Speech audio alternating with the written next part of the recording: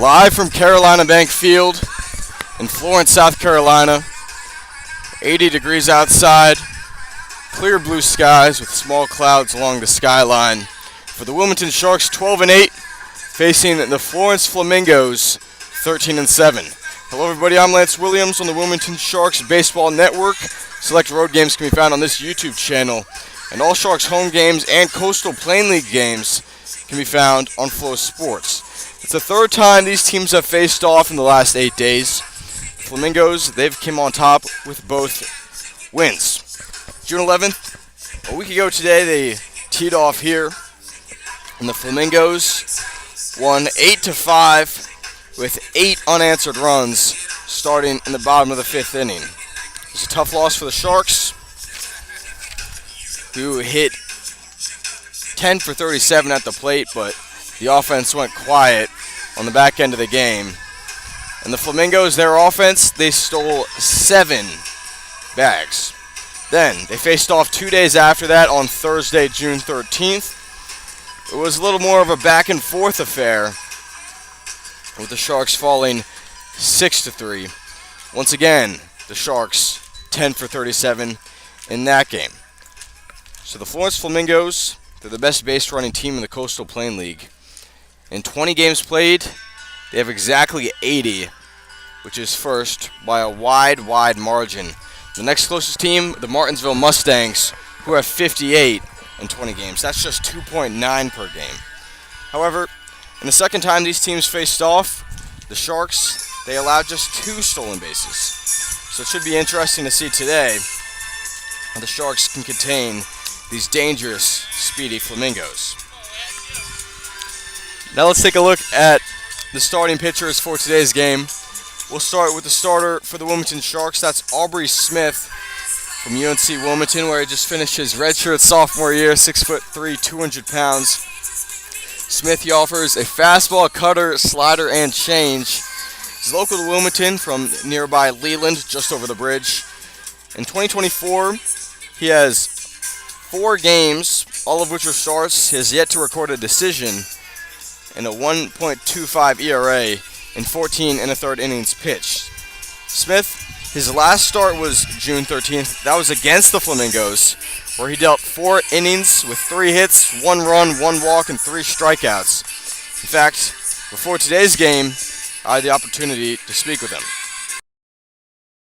Aubrey, Florence, the best base running team in the CPL. Your last start against them, June 13th, they were 0 for 1 in that category. What was your approach then? I held my tempos very good on the mound. Tried to keep them off balance, some long holds, some short holds. Boston was behind the plate that game, really good arm, kind of held him at ease. That helped a little bit too. Tonight we got Demucci, who's got a cannon for an arm, so hopefully as long as we keep him off base and then they get on, keep him off balance, we'll be good. In that start, 3 innings, 3 strikeouts. That was a season high. Are you putting together a little strikeout pitch? Working on a slider right now. We have one. It's just the pitch I'd say needs the most development for me, and would probably be the best 2-strike pitch out of the arsenal as long as I can just make it a little bit better. So hopefully we'll have it working a little bit better today. And then in the 2 previous contests, a lot of chirping, a lot of tension. Does that make the game more fun? Yeah, it is, because it's summer ball, so it's all not personal at all. So it's all fun and games, and it's just kind of makes the game a little more fun. All right, thanks, Aubrey. Yeah, man. So that was Aubrey Smith, the starter for today's game. The starter for the opposing Flamingos, that's the righty Branton Little, 6'4", 180 pounds sophomore from Wofford. In his sophomore campaign, a 4.23 ERA, 2-0 record, 17 appearances, 5 of which were starts. So, thus far in the CPL, Little, 2 games, 1 start, no record, 6.00 ERA, 6 innings pitched. He's allowed 8 hits, 5 runs, 4 were earned, 4 walks, and 5 strikeouts. He actually got the start in the first contest between these teams on June 11th, where he dealt 5 innings with 7 hits, 5 runs, 4 earned, 4 walks, and 4 strikeouts. Now let's take a look at the starting lineups for today's game. We'll start with the visiting Wilmington Sharks. Leading off for them, Drew Sturgeon out in center field. Hitting second, Caleb Johnson. The switch hitting second baseman. Trace Wilhoit in the 3 spot at third. Boston Smith, the DH, with cleanup duties. Lucas Johnson playing first base for the first time this season. He's hitting 5th. Cam Hassard, the shortstop, hitting 6th. Hitting 7th in the Sharks order, the catcher, Joey DiMucci. In the 8-hole, Oliver Zone out in left field. And rounding out the order is the right fielder, Bubba Jeffries. Now we'll take a look at the lineups for the home team, the Florence Flamingos. Leading off, Jake Whitlinger, the left fielder. Hitting second, Chris Cole out in center field. Jorge Pascual, the first baseman, hitting third. The cleanup role belongs to Jackson Hugas in the dish, behind the dish. Hitting 5th, Braden Korn, the right fielder. In the 6-hole, Ty Barango, the shortstop. Next, Nick Castellana hitting 7th at the DH. Landon Peavy, the second baseman, hitting 8th. And rounding out the order for the Florence Flamingos, that's the third baseman, Diego Ureta. So, the managers for today's game, that's Russ Burrows for the Wilmington Sharks, Lex Tootin for the Flamingos. Now, we'll take a pause on the Wilmington Sharks Baseball Network for the national anthem.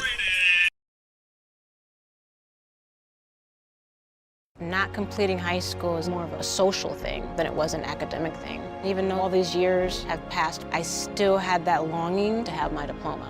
At age 30, Carissa finished her high school diploma. If you're even considering getting your high school diploma, you can do it. No one gets a diploma alone. If you're thinking of finishing your high school diploma, you have help. Find free adult education classes near you at finishyourdiploma.org. That's finishyourdiploma.org. Brought to you by the Dollar General Literacy Foundation and the Ad Council. Wish your life came with a warning app? That dog does not want to be petted. Well, life doesn't always give you time to change the outcome, but prediabetes does. Take the 1-minute test today at doihaveprediabetes.org. Brought to you by the Ad Council and its Prediabetes Awareness Partners. Retirement can be scary, but only if you're not prepared.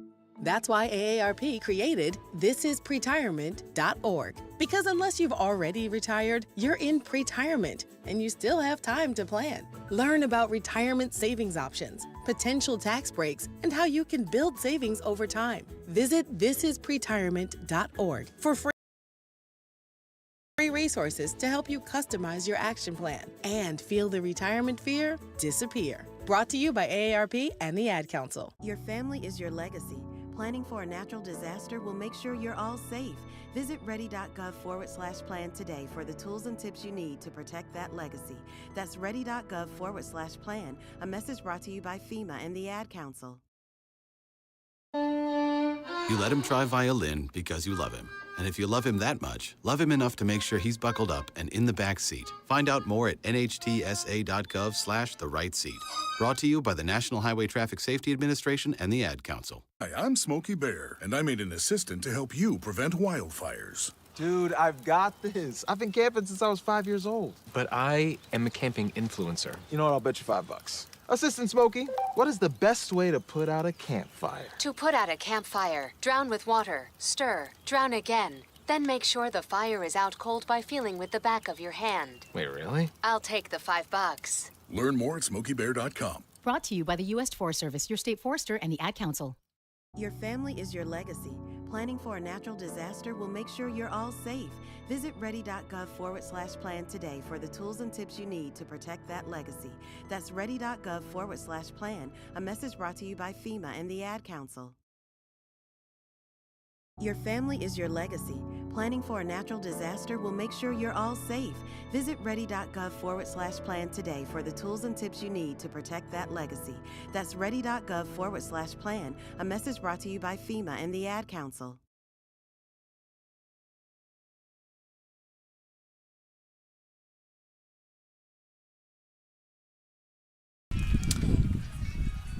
Welcome back to the Wilmington Sharks Baseball Network. I'm Lance Williams. It's the Wilmington Sharks.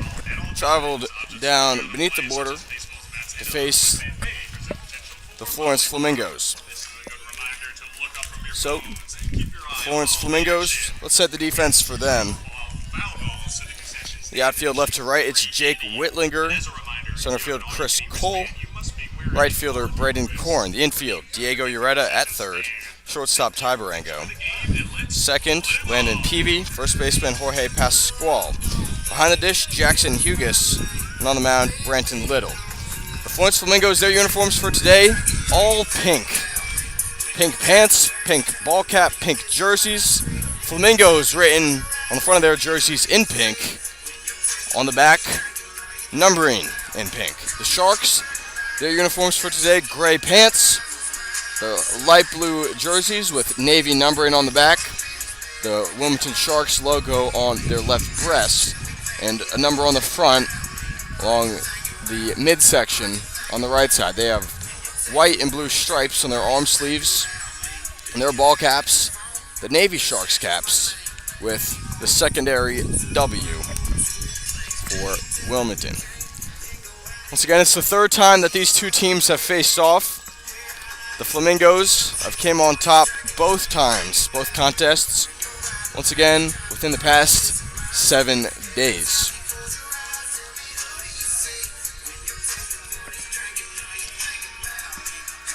Leading off for the Wilmington Sharks, it'll be Drew Sturgeon, the center fielder, who is coming off a really good game on Sunday. It was actually a doubleheader for the Sharks. He homered in the second game.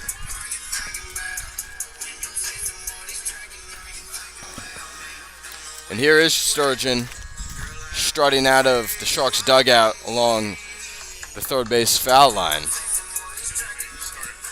Where I am situated is just further along that foul line.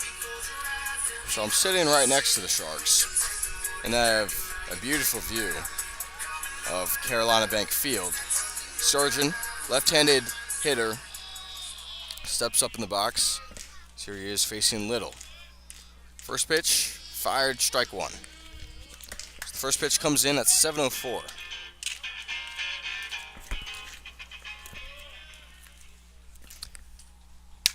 This next pitch is lined out to left field. That will drop for a base knock. Good way to start the game for Drew Sturgeon, who continues to rake as a Shark.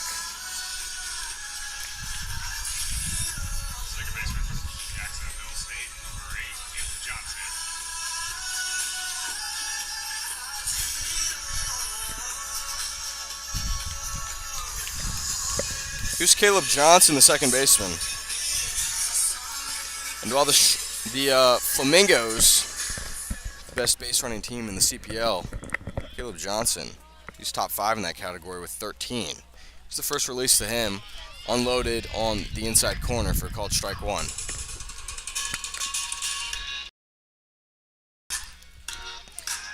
And while the Flamingos, they're, head and shoulders above every other team, as this pitch bounced on the right side right to the first baseman, whose throw over to second gets past him. So Caleb Johnson, him and Sturgeon both on safely now. So that's an error for the Flamingos.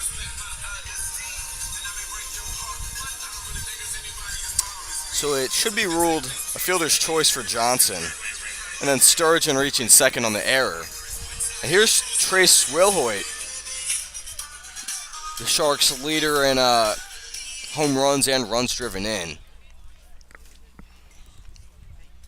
So Little calls for his catcher Hughes to come out and exchange a couple words. Not an ideal start if you're the Flamingos with the Sharks. Their first 2 runners on, still no outs, top of the first against Florence.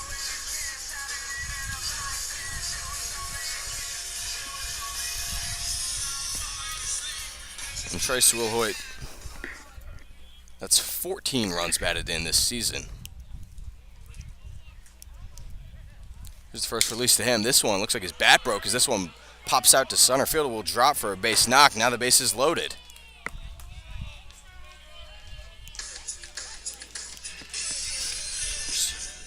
It's one of those wacky pieces of contact when a bat breaks. So the bases are loaded with Sturgeon at third, Johnson at second, Wilhoit at first, and that's for Boston Smith, the designated hitter and the cleanup man. Smith, his 8th game played here tonight. His father made the drive over from Tennessee to come see him play. Here's the first offering to Smith. That one, strike one.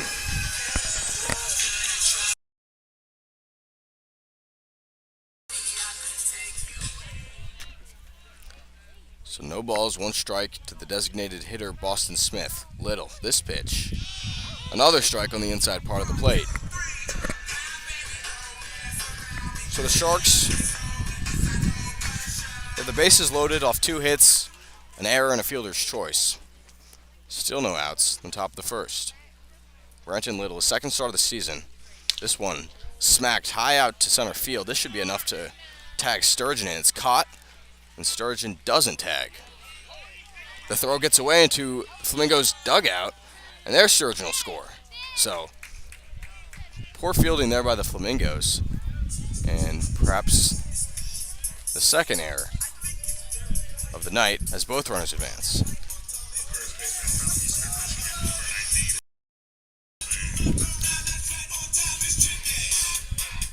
Sharks now lead 1-0. And the runner's on. It's Johnson at second. Johnson at third. Wilhoit at second. That's for Lucas Johnson. He's a catcher by trade. Here he is playing first base tonight.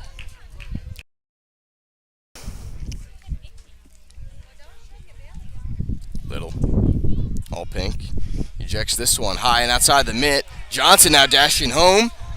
And no throw to be made as he slides in safely. It's now Sharks 2-0 in the top of the first. Still just 1 out.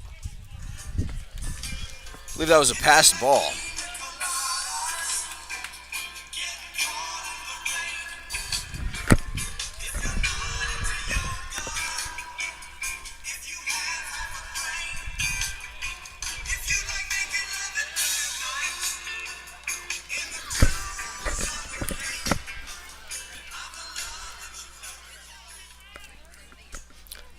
It's still Lucas Johnson up. He now has Wilhoit at third. Flamingos have been sloppy to start this game. The 1-0. Outside the park on the right side, foul.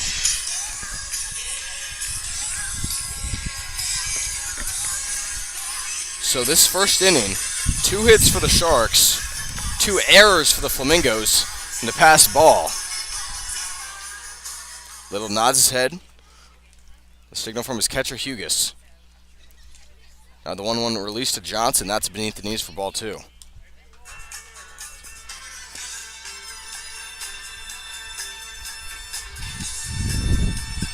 And the Flamingos coming in tonight through the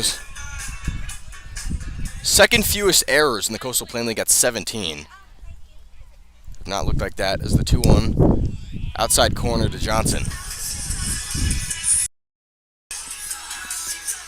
Yeah, so they don't look like the team who's tied for the 2nd best fielding percentage, 974. Now that said, they are 2nd in the Coastal Plain League in passed balls at now 14. The 2-2 now. This one hit on the ground. That'll score Wilhoit. It's gloved by the shortstop Barango. Fired to first. Now 2 outs. Not before the Sharks can move their lead to 3-0.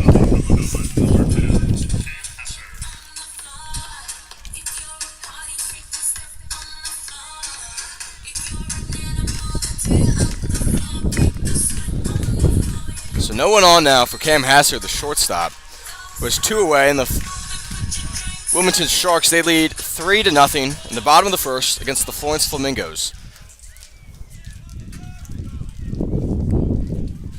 First pitch to Hassard. Sinks inside, strike 1.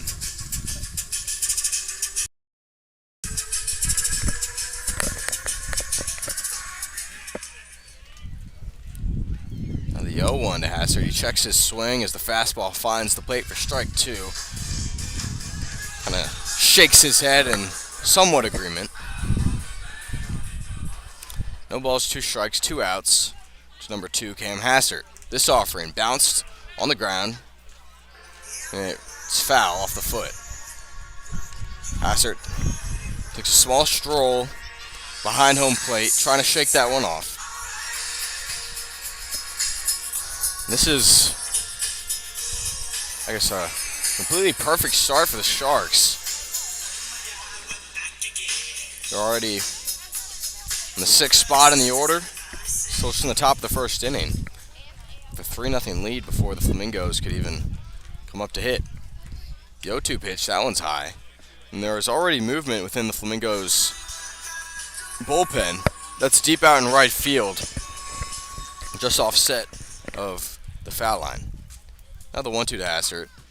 Sneaks inside, ball 2.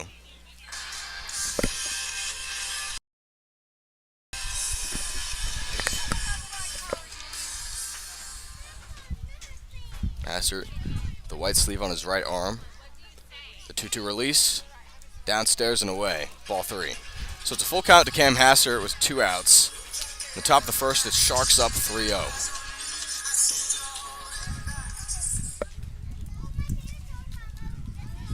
Payoff pitch to Hassert, bounced softly on the first base foul line, and it goes foul.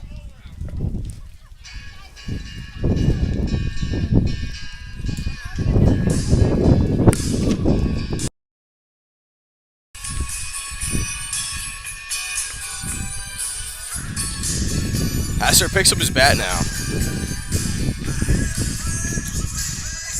He always wears eye black. 2 thick horizontal stripes under his eyes. Now he's back up to hit.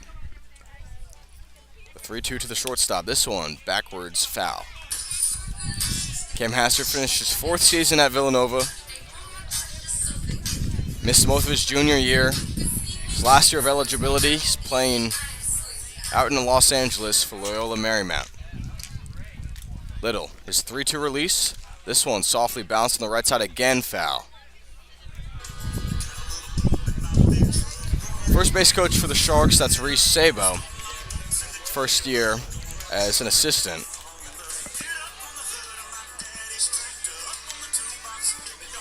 Hassert with a lengthy at-bat with 2 outs and no one on.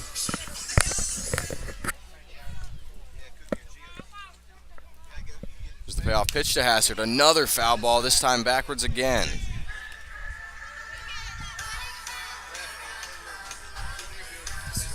So Branton Little, his first start was against the Sharks. He went 5 innings where he allowed 5 runs and 4 hits, 4 earned runs. And so the Sharks continue to be familiar with his game. So we'll do the 3-2 again. This time outside, ball 4. First walk of the inning. And that's the Sharks' 4th base runner in the first.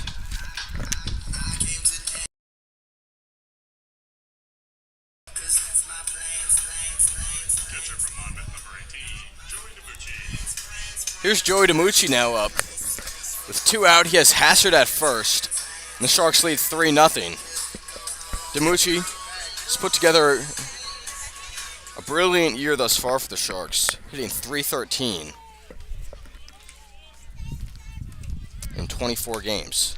This pitch, high out on the left side. It's the shortstop Rango on the outfield grass making the catch to retire the side. Not before the Sharks can score 3 off 2 hits, 2 errors. They leave a runner on. It's Wilmington 3-0 into the bottom of the first.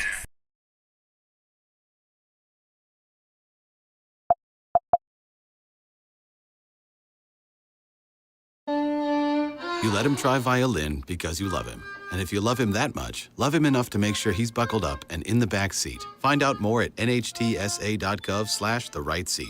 Brought to you by the National Highway Traffic Safety Administration and the Ad Council. Hi, I'm Smokey Bear, and I made an assistant to help you prevent wildfires. Dude, I've got this. I've been camping since I was 5 years old. But I am a camping influencer. You know what? I'll bet you $5. Assistant Smokey, what is the best way to put out a campfire? To put out a campfire, drown with water, stir, drown again. Then make sure the fire is out cold by feeling with the back of your hand. Wait, really? I'll take the $5. Learn more at SmokeyBear.com. Brought to you by the U.S. Forest Service, your state forester, and the Ad Council.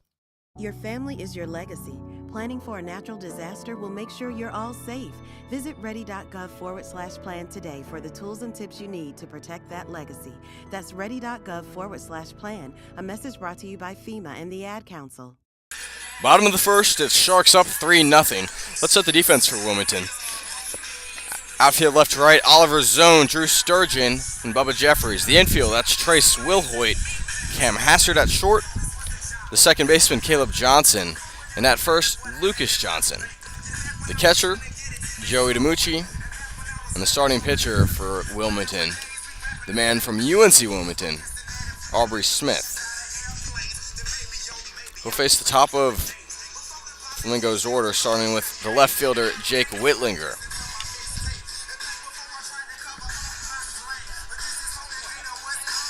And so DiMucci, the catcher, he's perhaps the best defensive catcher the Wilmington Sharks have. Definitely in terms of arm behind the dish. Just all the catchers praise him for his ability to mow down base runners. And so the guy at the plate, Jake Whitlinger, perhaps the best base runner in the CPL with 15 swipes and a 406 on base percentage. First pitch to him, inside, ball one.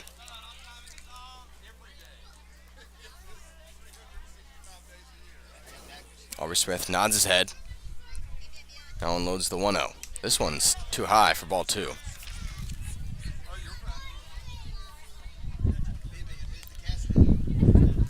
Florence Flamingos 7-3 in their last 10. The 2-0 pitch, pulled back bunt by Whitlinger as it finds the zone for a called strike one.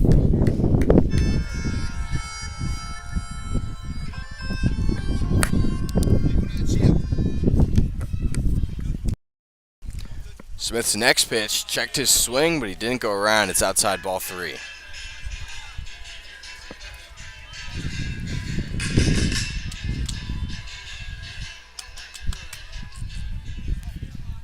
Jake Whitlinger. His pink bat. The 3-1. Called strike two as Whitlinger thought it was a ball. So the Florence Flamingos, just everything about them is pink. Just about all of them have those pink bats. Of course, wooden bats here in the 3-2. This one, wooden bat hits this one out to right field. It'll drop. One bounce to the mitt of Jeffries. So both teams with the leadoff base hit. This one to opposite side.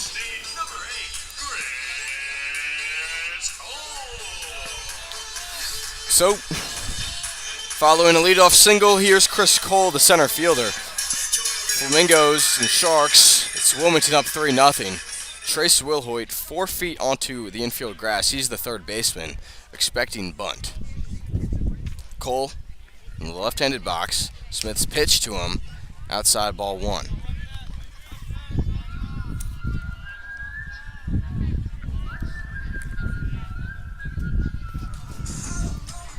Cole twirls his bat, takes a check swing. He has a dangerous runner in Whitlinger at first as that pitch just outside for ball two.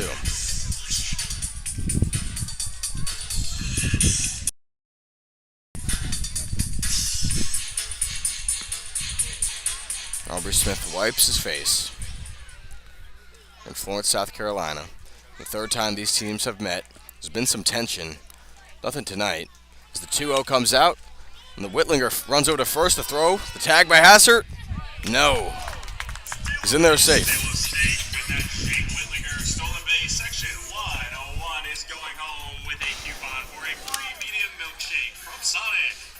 So, the leadoff man base hit, and he steals second. Something that Florence, they just do so very well. Still a 2-1 count to Chris Cole. Wilhoit hands on his knees at third.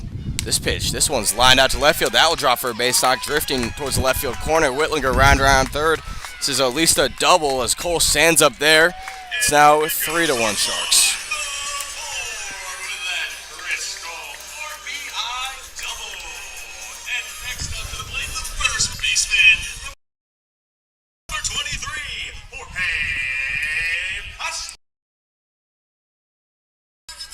So both of the Flamingos hits to the opposite side. And here is Jorge Pascual, the first baseman. Pascual, 6'4", 230-pound junior. Black socks riding up towards his knees. He has a runner at second and Cole. This pitch into the dirt. The hitter almost chased.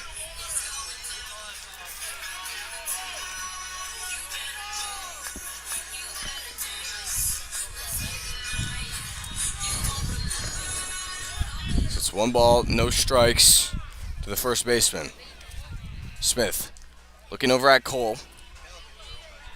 Johnson came in, expecting a pickoff attempt as Smith now jumps off. Florence, 7 swipes the first time. That was right here a week ago. On Thursday, they had just 2. They already have 1 with no outs in the bottom of the first. It's Sharks 3-1. This pitch bounced foul to the Sharks dugout.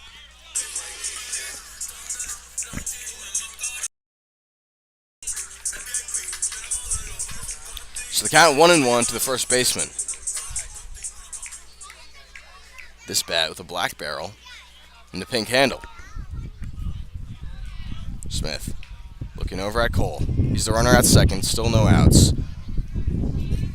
Off he goes to third as this ball bounces in the dirt, runs foul. And DiMucci there to stop the runner from scoring.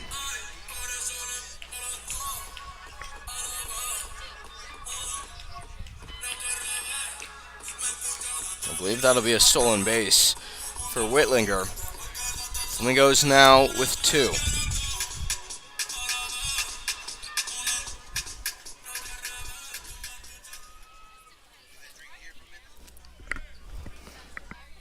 So it's 2 balls, 1 strike now to Pascual as this pitch lined on the ground over to the shortstop.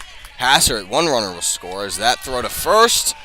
Johnson came off the base. It's now 3-2 Wilmington.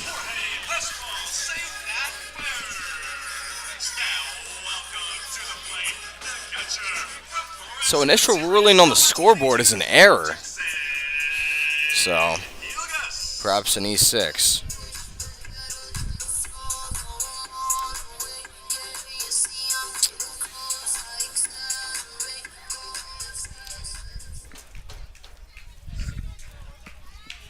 And that brings up Jackson Hughes.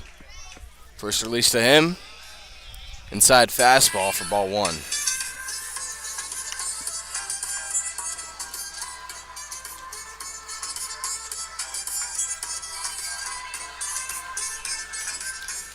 So it's a 3-2 game, the bottom of the first with no outs. Sharks lead, although Flamingos with the tying runner Pascual at first.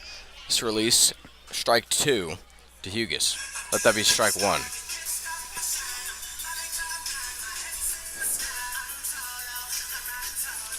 Lex Tutin, Flamingos coach, his first year as a skipper, giving signals to his base runners. He's the third base coach. Smith. Now is 1-1. Inside the zone for ball 2. And Smith, early in this first inning, has kind of struggled with throwing strikes. And when he has, they've kind of been hit out for some hits. Both teams with 2 hits. There's already been 3 errors committed as the previous play was ruled an error by either the shortstop Hassard or the first baseman Johnson. Should be the shortstop. As the 2-1 is off goes the runner, but it's fouled.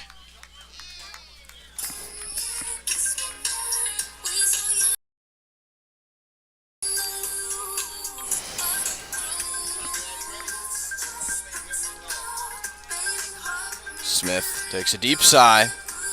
He has his top button unbuttoned.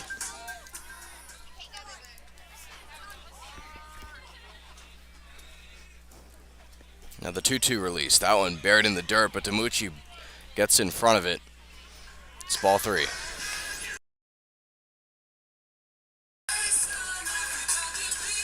Sharks looking for the first out of this bottom of the first inning.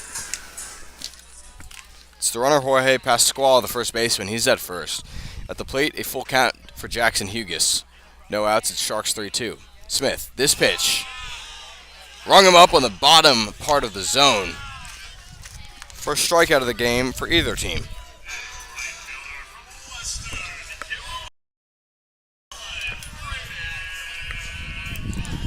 So now with one away, it's Braden Korn, the right fielder, up to hit. He has Pasquale at first. Wilmington, they lead Florence 3-2. Aubrey Smith. This release, bounce on the left side, foul. Here's Boston Smith jogging out to get that one. He's the DH, but warming up those legs. So no balls, one strike to Korn.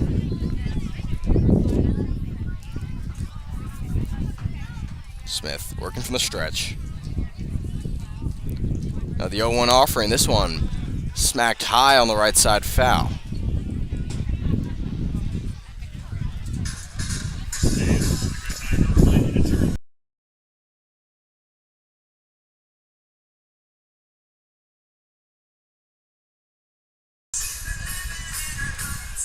So Smith, the pitcher, he's up in the count now.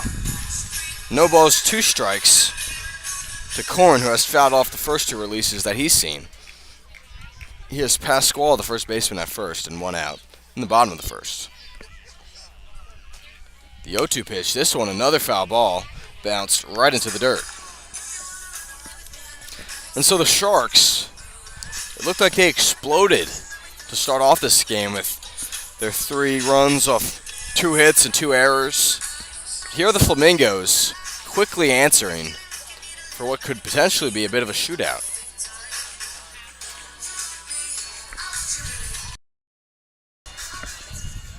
Smith takes an eye at the runner, Pasquale at first. Now the pitch to Korn, this one, check swing, foul. One of those, excuse me, check swings. But it just got there in time and fouled off. So Korn, an at-bat with 4 straight foul balls. Smith looking for that strikeout pitch. Said he's been working on perhaps a slider for that. Now the 0-2, this one, fouled off again, straight down.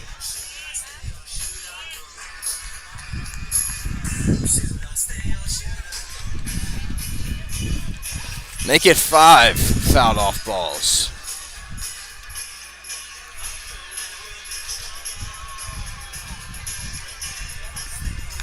Johnson, the first baseman, holding Pasquale at first. Hassert, the shortstop, backed up, as is Will Hoyt. Johnson playing little in. This pitch, that one's hit hard on the line out to right center field. That will drop for a base knock. Pasquale round second. He gets the sign from his third base coach. This is going to be a triple. And this game is tied at 3-3.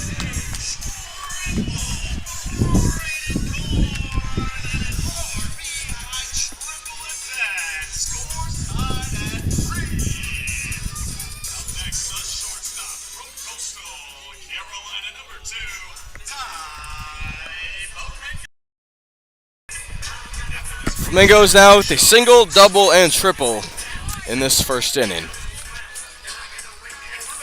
It's the most runs that Aubrey Smith has allowed this season. He had only allowed two total runs, that is, and they were in separate starts. Coming into tonight, 14 in the third innings pitched with just those 2 runs. His 1.25 ERA is going to go up a little bit after this first inning. So here is Ty Barango, the shortstop from Coastal Carolina. First release to him, beneath the knees, ball 1. And Barango, he has Korn, who just hit that triple. He's at third. And just 1 out.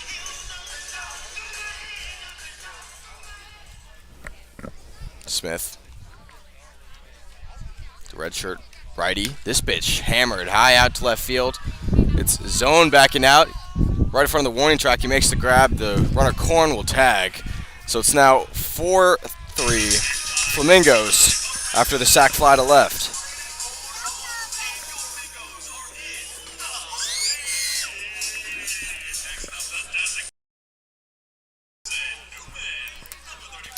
So 2 outs in the bottom of the third, or the first.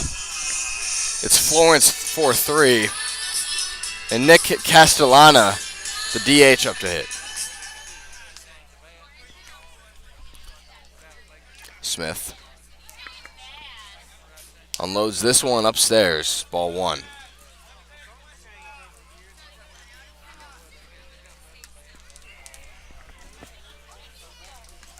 Smith's next release, this one smacked high behind home plate, but it goes foul.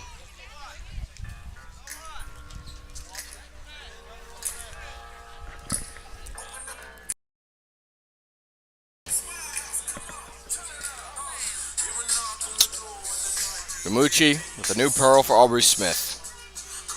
He wipes his chin on his left sleeve. Infield in normal depth now, as this ball released breaking ball inside ball 2.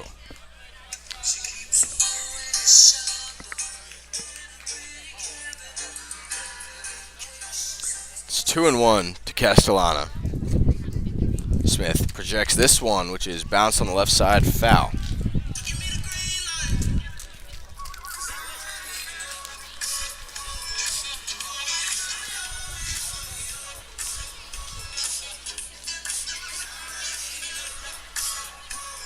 Two balls, 2 strikes to the DH Castellana with 2 away and no one on. Florence leads 4-3. Smith outside, ball 3.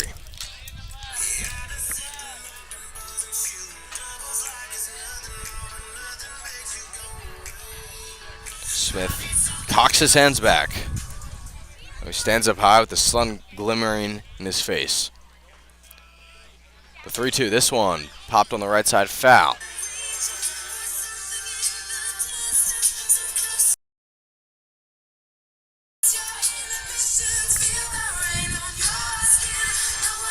The sun coming in from right behind home plate here at Carolina Bank Field. The payoff pitch swung on, foul tipped into the mid of DiMucci to retire the side. Not before the Flamingos can score 4 off 3 hits and 1 error. No one left on. At the end of 1, Florence up 4-3.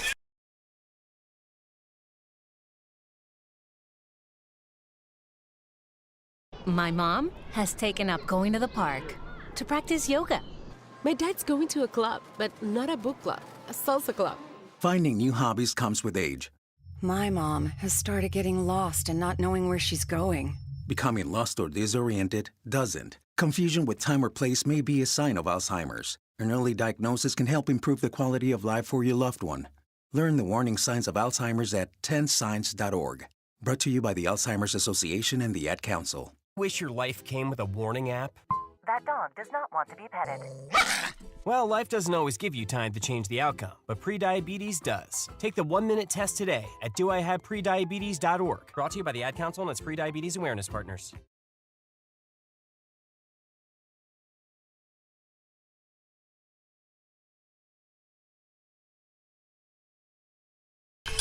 Live from Florence, South Carolina, it's the top of the 2nd inning.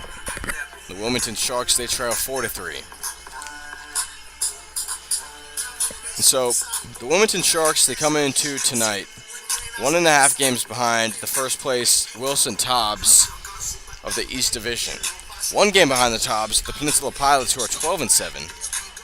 Sharks 12-8, and 2 total games behind in 4th place. That's the Morehead City Marlins. One thing to note, though, tonight the Tobbs and Pilots, they'll be facing off against each other, as will they tomorrow night. So, at the very least, one of those teams is adding a loss. Here's the first release to Zone. This one bounced on the right side, and the first baseman muffles it.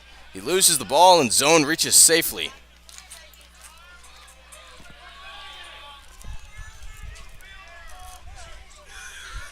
So that's the 3rd error of the game for the Florence Flamingos.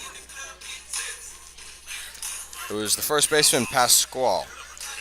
So every leadoff man has gotten on, as here's Bubba Jeffries, the right fielder. And a funny story for Bubba Jeffries. The starting right fielder who's supposed to hit 9th in the order, it was Supposed to be Matt Gillespie, who's put together some good stuff. His zone thrown over at first, but he slides in safely. It was supposed to be Gillespie, but when he went to go put on his uniforms, he brought out the Sharks' home whites, the red, white, and blue ones. So now the first pitch to Jeffries, fastball in there, but outside the mitt, strike one. And so Gillespie with the wrong uniform. The Sharks wearing their baby blues. So that gave Jeffries the opportunity on this Tuesday night. We'll see if he can make the most of this opportunity and staying ready. Zone checked back at first, the tag not applied in time as Zone was in there safely.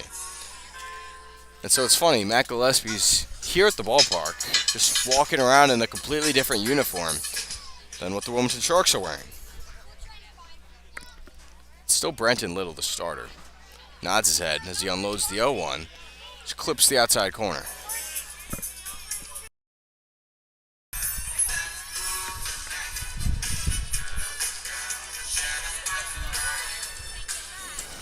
Zone, the speedy left fielder, the 12-foot lead off first.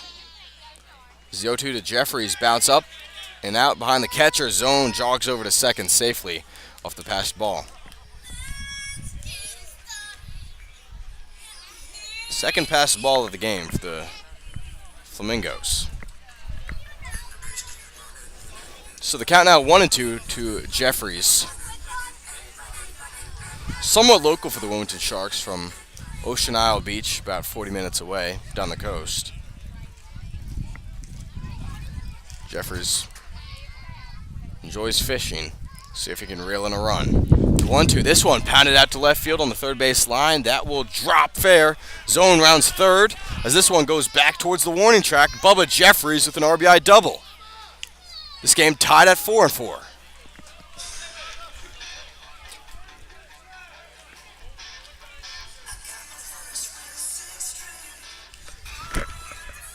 It's the third extra base hit of the game, first one for the Sharks. And Bubba Jeffries' number got called upon, and he hit a fair ball out to left field.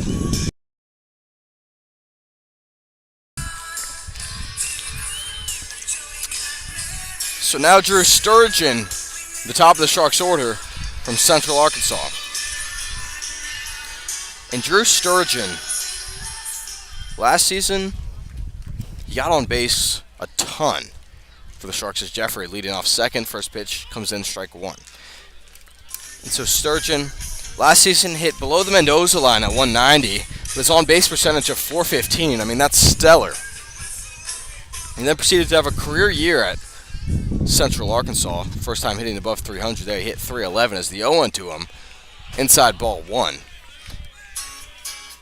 So he, for the first time in his career in college ball, he hit above 300. And then he really got some contact there. And then for the Sharks this year, as this pitch bounced over towards second, Jeffries will reach, throw over to first, out number one. So for this season with the Sharks, he's hitting .368 coming into today's game. But after that ground out, he's 1 for 2 on the day.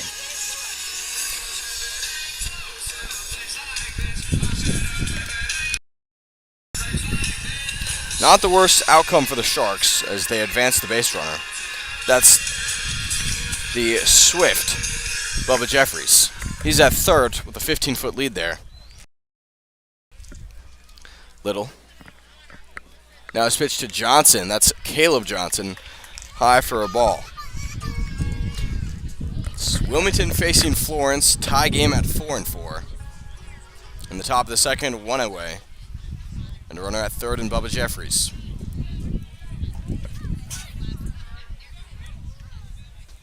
It's the 1-0 pitch. This one bounced on the right side, foul. Jeffries. Real name is Dylan.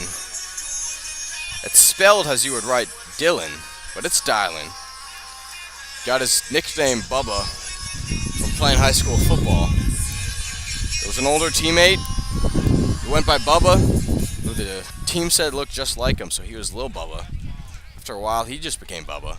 Now everyone knows him as Bubba, the 1-1 Check swing by Johnson, but it's there, strike 2.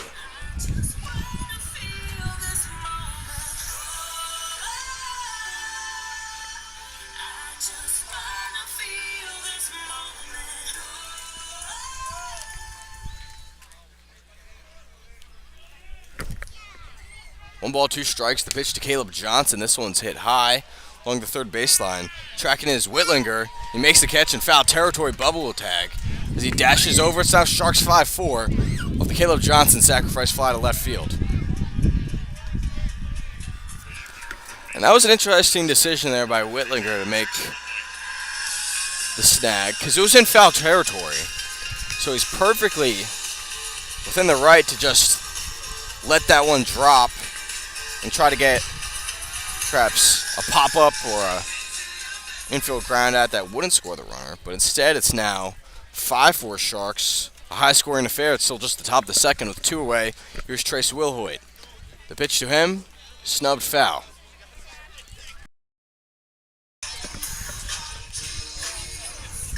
Still the starter, Brenton Little, on the mound.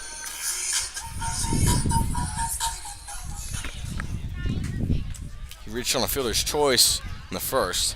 The 0-1 to him, cut on, strike 2.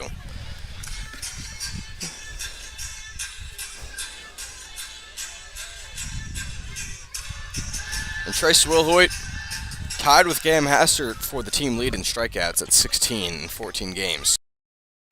The 0-2 to him, this one bounced on the third baseline foul.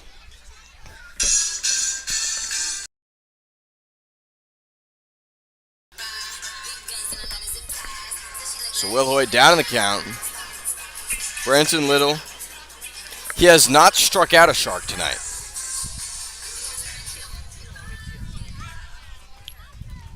The 0-2 release. This one hit on the ground, foul.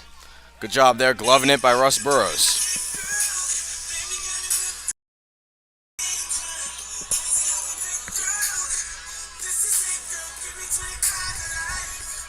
Wilhoit steps back in the box.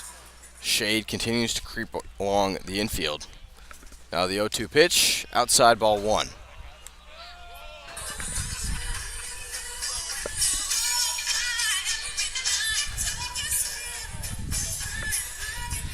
The Sharks, they lead 5-4 in the top of the second. The 1-2 release swung on, strike 3. Wilhoit goes down swinging. Not before the Sharks could score 2 runs off 1 hit and a sacrifice fly, along with the help of an error. They leave no one on. After 1.5, it's Sharks 5-4.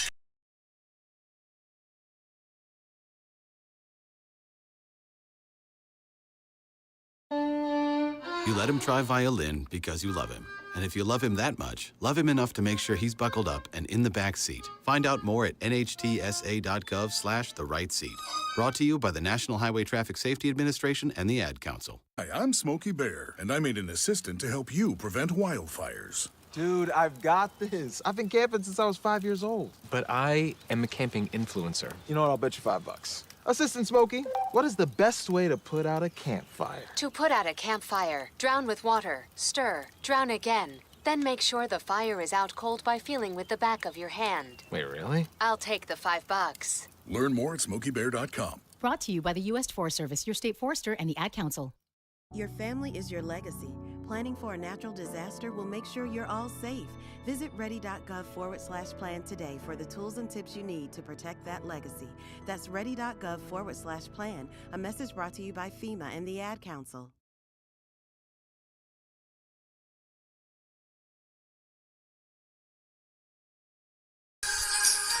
So, bottom of the second, Wilmington Sharks facing the Florence Flamingos. Right now they lead 5-4.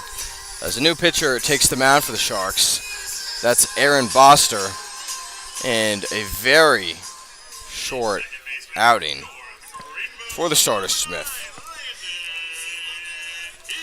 He goes 1 inning. It's a season low. Allows 3 hits, 4 runs. Strikes out 2, walks none.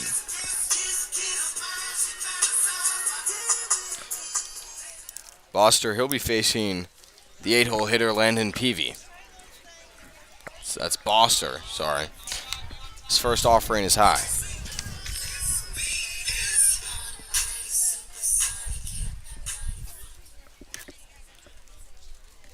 Next pitch, outside ball 2.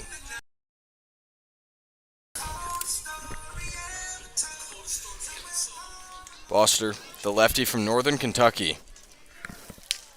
His next pitch is outside ball 3, so 3 straight balls to start off this outing.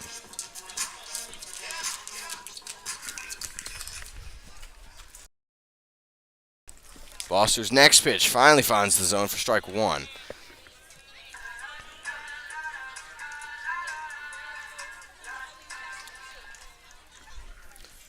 Now the 3-1. This one is smacked high out along the right side. It's Bubba Jeffries, the right fielder, there to make the catch for the first out. Good job there by the reliever, Boster.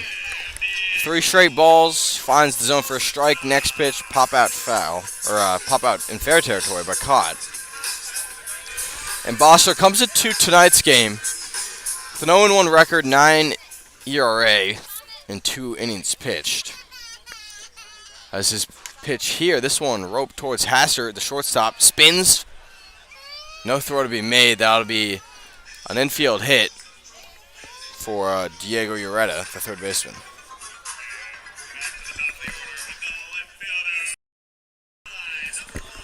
Boster, first outing, a shutout frame against the Zookeepers on June 7th with a walk and a strikeout. Next outing, June 11th, right here, where he pitched a 1-2-3 inning with 2 punch-outs. Now the first release here to Whitlinger. We'll have to wait as Ureta checked at first. It's Sharks 5-4 in the bottom of the second. It's been a little bit of a game filled with offense as the breaking ball beneath the knees to Whitlinger. Now Boster, all of his runs came on June 13th. That was against Florence at home. He faced 2 batters, walked them. Those guys later scored. And Whitlinger checked continuously at first. Still let that be Ureta at first. It's 1 ball, no strikes to Whitlinger, the left fielder. I have to wait as Ureta checked at first with Lucas Johnson, who has his right foot on the base. Flamingos, their bases are pink. The 1-0 release, that one's a strike on the upside of the zone.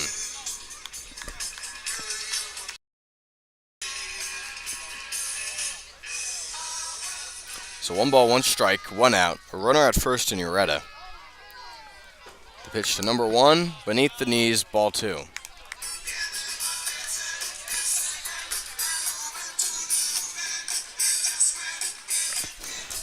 The Flamingos head coach, that's Lex Tootin, their third base coach, is the 2-1 release. Fired on the outside part of the plate for strike 2. Tootin, he's currently an assistant coach at Coker University, which is in Hartsville, South Carolina.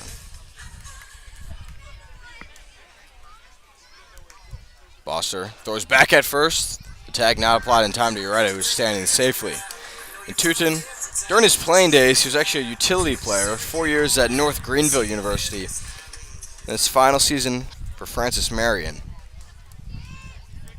The 2-2 to Boster as Ureta goes into Mucci's throw, gets outside and into center field, but Tootin holds up the stop sign as right there was Sturgeon, just an excellent fielder. So that's a stolen base for Ureta, the third for the Pink Birds. Tootin actually played for Florence in 2019 and 2021. That was when they were the Red Wolves. He was their hitting coach last season. This pitch swung on, bounced over the second baseman Johnson. He'll throw over to first, but the runner will advance to third, now 2 away.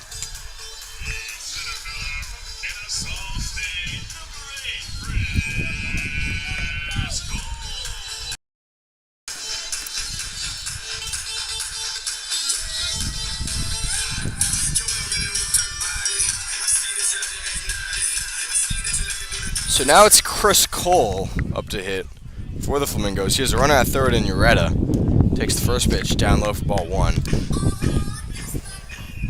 He has a runner at third in Ureta. The Sharks, they lead 5-4 with 2 away in the bottom of the second. Flamingos, it's the 1-0. Nice breaking ball, but it goes inside. Their leader in runs batted in, that's Owen Hull at 18. He's actually 6th in the CPL. He's not in the order today, so the Sharks catching a bit of a break there. It's the 2-0 pitch to Chris Cole, which is flipped foul.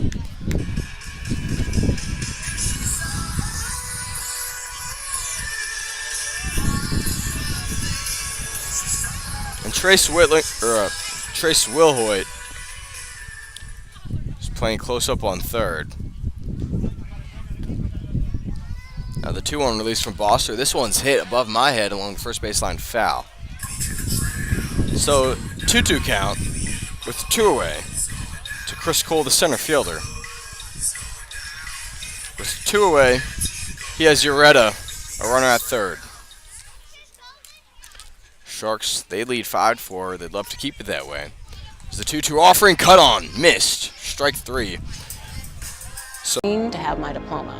At age 30, Carissa finished her high school diploma. If you're even considering getting your high school diploma, you can do it. No one gets a diploma alone. If you're thinking of finishing your high school diploma, you have help. Find free adult education classes near you at finishyourdiploma.org. That's finishyourdiploma.org. Brought to you by the Dollar General Literacy Foundation and the Ad Council. Wish your life came with a warning app? That dog does not want to be petted. Well, life doesn't always give you time to change the outcome, but prediabetes does. Take the 1-minute test today at doIHavePrediabetes.org. Brought to you by the Ad Council and its Retirement can be scary, but only if you're not prepared. That's why AARP created thisispretirement.org. Because unless you've already retired, you're in .gov/plan. A message brought to you by FEMA and the Ad Council. To start the third, it's Sharks 5-4 against the Flamingos. Here's Boston Smith, the designated hitter, hitting in the cleanup spot. First release to him, bounces in front of the plate into the screen. That's an active ball 1. So the shade continuing to move back on the infield grass. Just a sliver on the right side of the pitcher, who's now shielded from the sunlight. Now it's the 1-0. This one bounced on the ground off the mound. It's the shortstop Rango. Fires to first. The catch made, and Smith retired. I think his bat might have broke.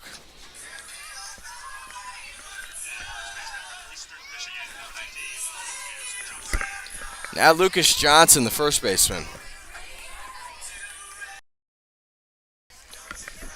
With 1 away, it's Wilmington 5-4 against Florence. And so as the sun has shifted further and further down towards the horizon, it is beneath the awning of the home plate suites, and it illuminates this pitch as it's swinging strike 1, but it illuminates home plate in the circle where Lucas Johnson is batting against the Florence starter, Little. Now the 0-1 release. This one, check swing, but it goes outside, ball 1. So differing philosophies by the coachers. As this pitch swung on, strike 2, it's Johnson. So Aubrey Smith, he gave up 4 runs in the bottom of the first. And the Sharks manager Burrows, he said, that's enough for Aubrey Smith. And the Flamingos starter Little, 3 runs in the first, 2 in the second. He's still here in the third as that ball fired down low for ball 2.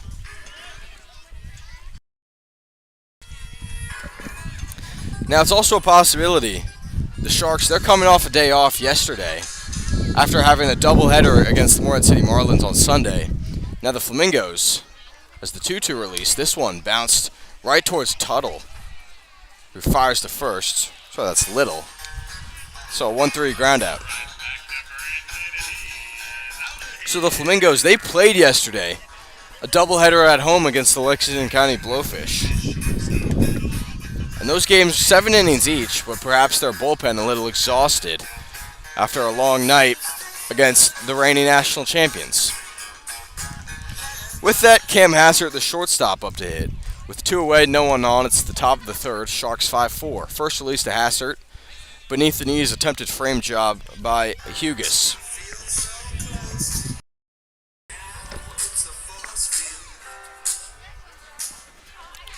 Now the 1-0 release to Hassert, swung on strike 1.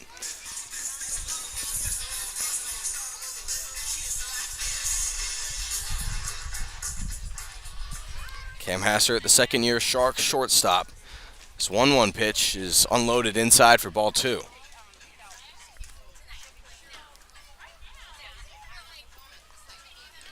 Hassert to Silver Creek High School in Colorado. Now the 2-1 release to him. This one bounced on the right side. The first baseman Pasquale fumbles it, and Hassert jogs in safely off the Flamingos' 4th error. That's the second one that he's committed. He has in Jorge Pascal, the first baseman. So a 2-out base runner in Hassert, an excellent base runner at that.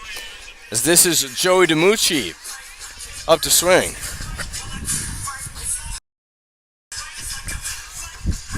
Hassert, Friday's game against Morehead City, he was fielding ground balls. And one of them just took an awkward and unfortunate bounce, hit him in the nose. But here he is hitting. First pitch to him, outside ball 1. He has Hassert at first, 2 away. Sharks 5-4 in the top of the third. So with DiMucci, his nose, it looked crooked. Maybe a little swollen. No blood, though.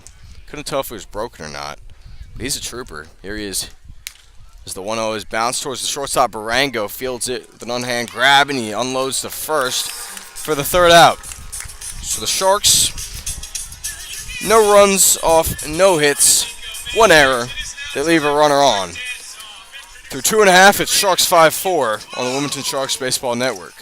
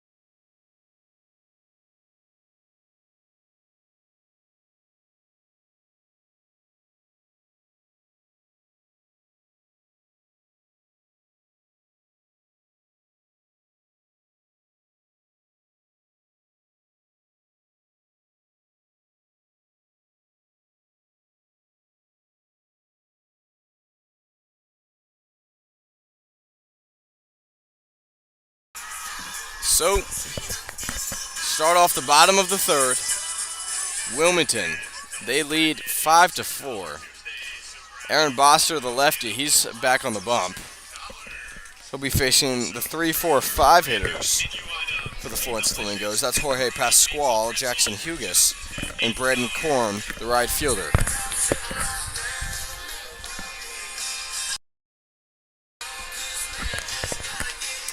Florence Flamingos with an anthropomorphic 6 feet tall flamingo named Flo as their mascot.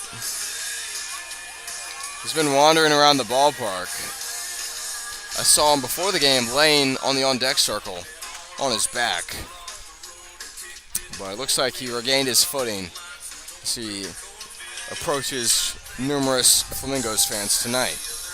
So for the Sharks, Aaron Bosser, his 2nd inning of relief. Relieving the starter, Aubrey Smith, who will not receive a decision despite allowing the 4 runs in the first, as Sharks now lead 5-4. So here's Jorge Pasquale. This guy reached by an error from the shortstop in the first.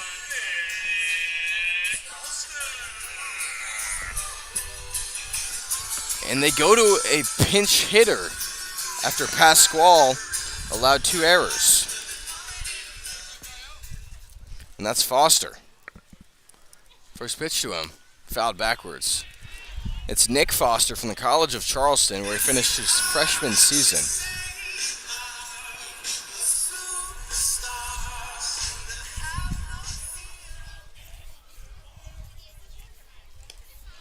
Takes the next pitch, ball 1.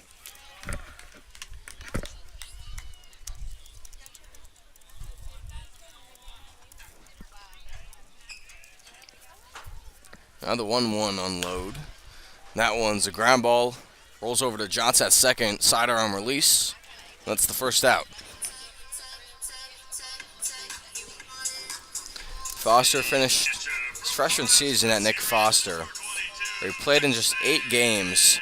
In College of Charleston, they were a very good team. 41-14. Just a dominant team. That's a .745 winning percentage. But they lost the CAA championship to UNC Wilmington as this ball fouled off to Jackson Hughes.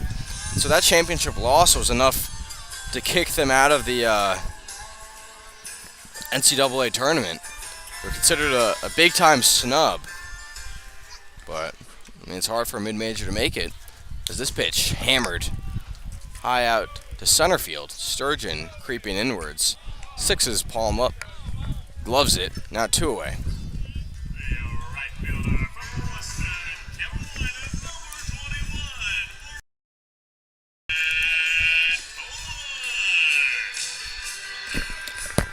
And so that CAA championship, of course, in favor of many people from the Wilmington area, with the hometown, UNC Wilmington, as there's a swinging strike 1 for Braden Korn.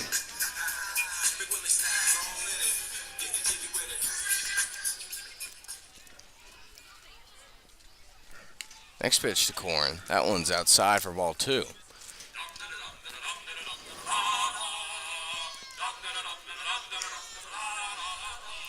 Braden Korn from West Carolina pulls a bunt, which is skimmed foul into the screen.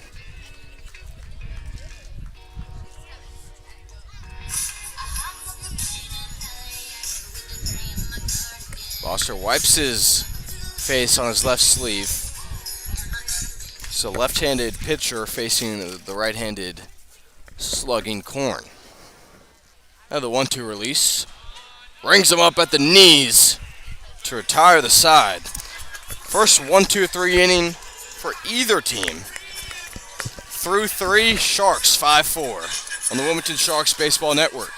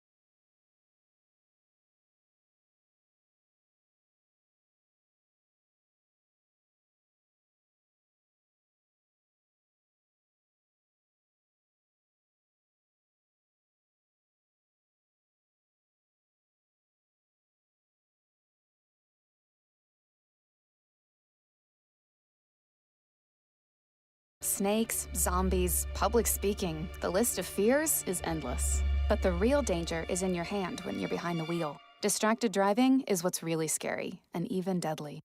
Eyes forward, don't drive distracted. Brought to you by NHTSA and the Ad Council. To start off the 4th inning, Sharks lead 5-4 against the Florence Flamingos. Up to hit Oliver Zone. The starter, Little, still in the game despite allowing 5 runs. Zone from Lander University, sporting their blue helmets. It's a left-handed hitter.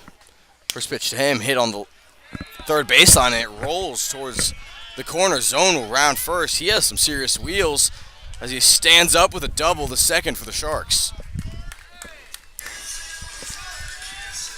The third time the leadoff man has reached.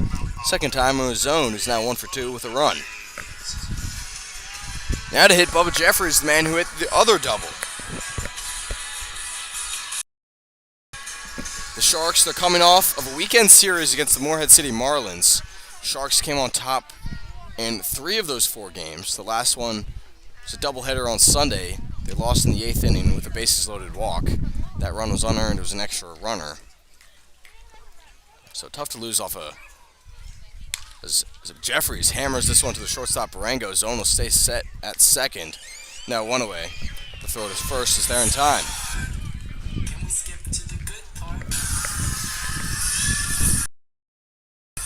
But that series was crucial for the Sharks because the Marlins, they're one of those teams that's on top or towards the top of the East Division.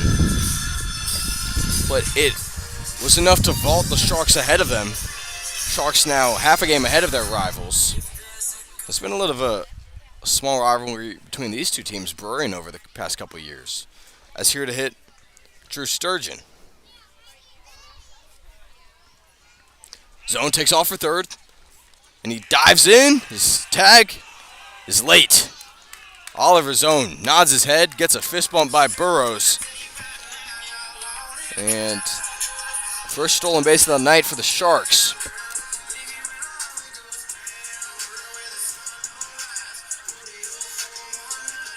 It's the second swipe of the year for Zone. He's now 2 for 2. It's 1 ball, no strikes to Sturgeon. Sharks looking to bring in Zone. They lead 5-4 with 1 away in the top of the 4th. Little, this pitch. Beneath the knees, ball 2. And in that career season for Sturgeon, walked 32 times. Struck out 27. Big walk guy. The 2-0 pitch, fouled off. And that's what Sturgeon does. Swings at strikes, lets walks go, or lets balls go.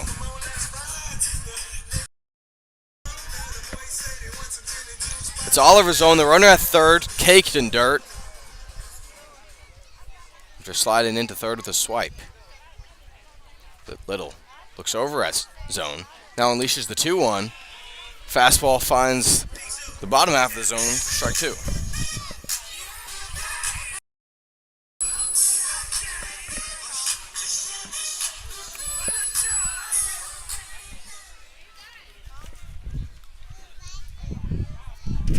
It's 2 balls, 2 strikes.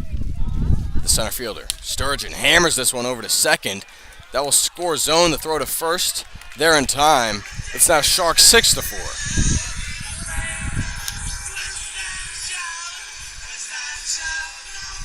An RBI ground out, the Sharks will take it. With 2 away, it's Caleb Johnson to get some chops in. Wilmington, they lead 6-4 against the Florence Flamingos. In the 4th, it was 2 away. The pitch to Johnson, rifled in there, strike 1.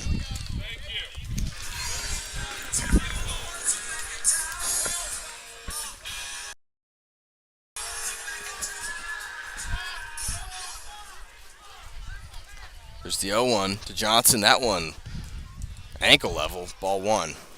Russ Burrows smiling over at third base. Got a fresh haircut, clean shaven.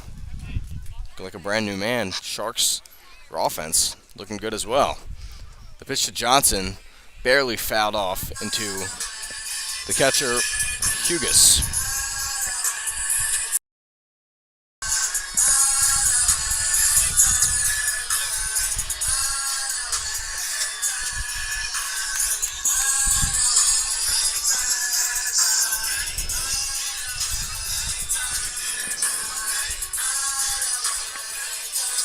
So it's 1 ball, 2 strikes to the second baseman, Johnson. Caleb Johnson, a shortstop at Jacksonville State. He's played a lot of second this year because of Cam Hassard. They've kind of been flip-flopping a couple times. Now the 1-2 pitch, and it hits him on the back of the right leg. He twitches for a little bit. Takes off the hitting stuff, and as he takes a gingerly walk or jog over to first.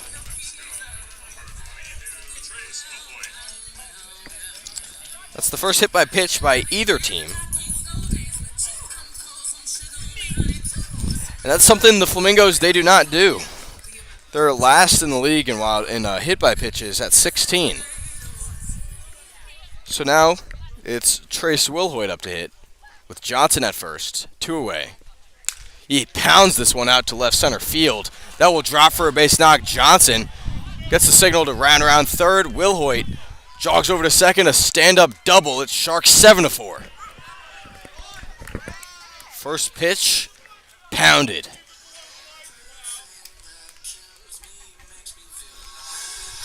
Second run scored of the day for Caleb Johnson. And Wilhoit now 2 for 3. So here's Boston Smith for the Sharks. It's the 3rd time through the order for Branton Little.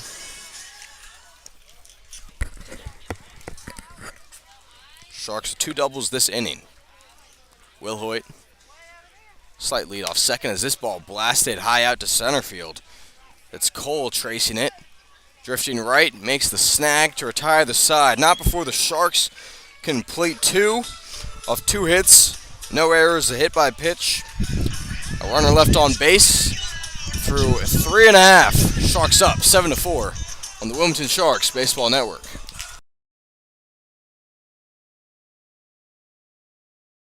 Smokey the Bear. Then you know why Smokey tells you when he sees you passing through. Remember, please be careful, it's the least that you can do.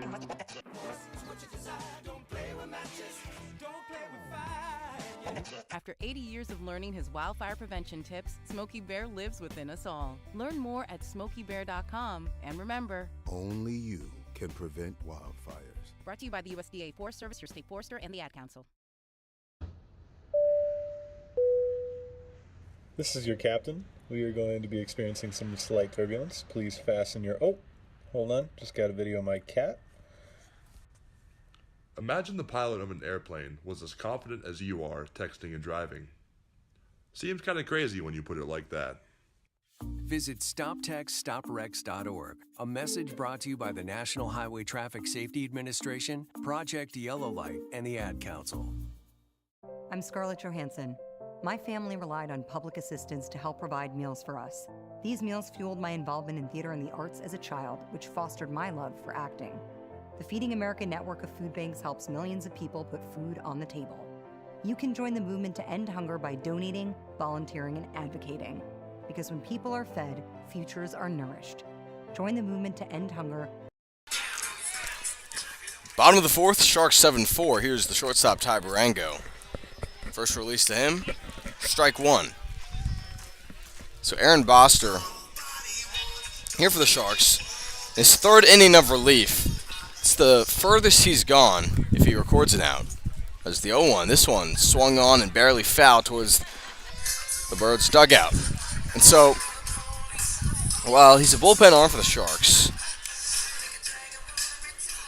he was a starter at the Wilmington College of Ohio. This pitch rings him up. Fastball, strike 3. That's the 3rd punch out for Boster. 2nd straight one looking.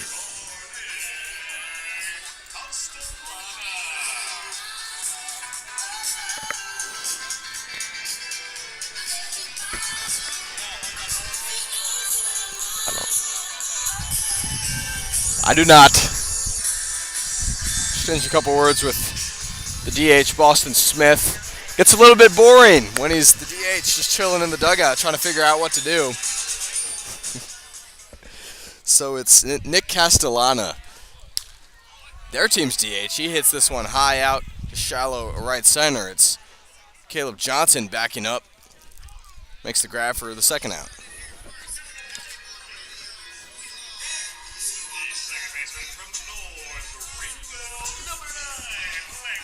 Now Landon Peavy up to the mound.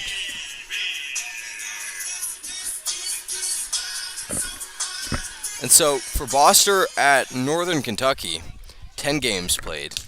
As there's strike one fired outside on the outside corner to Peavy. He's started 6 games, so he's no stranger to going some length. As the 0-1 swung on strike 2, and Boster really dealing now.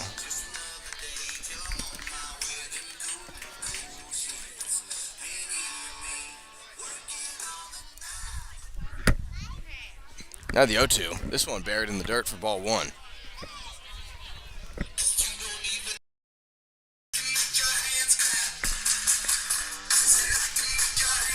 Demucci has to go on a slight journey to retrace that ball. Now he squats back behind the plate. So it's 1 ball, 2 strikes, 2 outs, no one on. Here's the pitch. This one hit on the line right up the middle for a base knock. It's Starch in there. Snags it, so a 2-out, 2-strike base knock to center.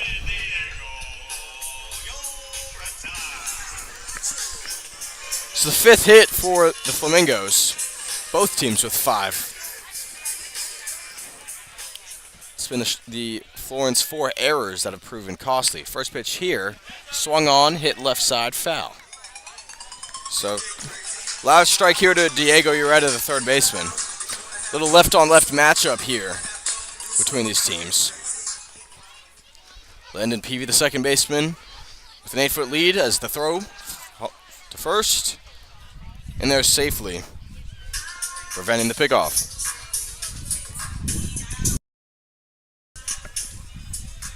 So I'm beginning to set. Half the lights are on here at the stadium. The 0-1 release. Beneath the knees, ball 1.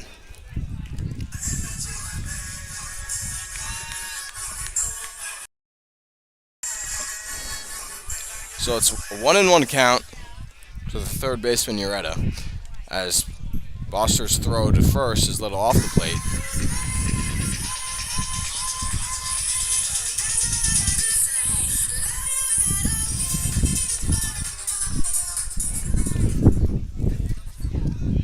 Boster throws back to first. After last Tuesday's game against the Flamingos, where they allowed 7 stolen bases, the Sharks were relentless in their practice on Wednesday, working on pickoff moves. As here's the 1-1. This one popped foul. So they worked very hard to prevent pickoffs, or to prevent, not to prevent pickoffs, but to work on pickoffs as a defensive team. And it held the Flamingos to 2 stolen bases on Thursday. They already have 3 tonight. They would love to keep it that way. Boster continues to stare over there as the 1-2. Got him. Strike 3 inside part of the plate. And that's the end of the 4th inning. And the Flamingos held scoreless for the 3rd straight frame. They leave 1 on off 1 hit, no errors.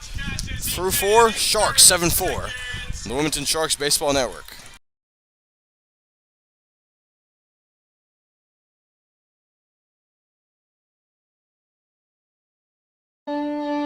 You let him try violin because you love him. And if you love him that much, love him enough to make sure he's buckled up and in the back seat. Find out more at nhtsa.gov/the-right-seat. Brought to you by the National Highway Traffic Safety Administration and the Ad Council. Hi, I'm Smokey Bear, and I made an assistant to help you prevent wildfires. Dude, I've got this. I've been camping since I was 5 years old. But I am a camping influencer. You know what? I'll bet you $5. Assistant Smokey, what is the best way to put out a campfire? To put out a campfire, drown with water, stir, drown again. Then make sure the fire is out cold by feeling with the back of your hand. Wait, really? I'll take the $5. Learn more at SmokeyBear.com. Brought to you by the U.S. Forest Service, your state forester, and the Ad Council. Your family is your legacy. Planning for a natural disaster? Walks just 1. Up to hit for the Sharks, Lucas Johnson. First release to him is a bunt placed on the first base line. Gloved by the pitcher. Sorry, let that be barehanded. So, one pitch, one out. Johnson is retired. That brings up Cam Hassard, the shortstop tonight. Walked in the first, reached on an error in the third. He's 1-0. Tonight, though. He's very relentless behind the dish, or at the dish. Sharks lead 7-4 in the top of the fifth. There's one away. Taylor working slowly. He's a lefty. This pitch unloaded down low for ball one. Taylor. It's again from North Greenville. The 1-0 release. Big overhand throw, and it finds the zone for strike one.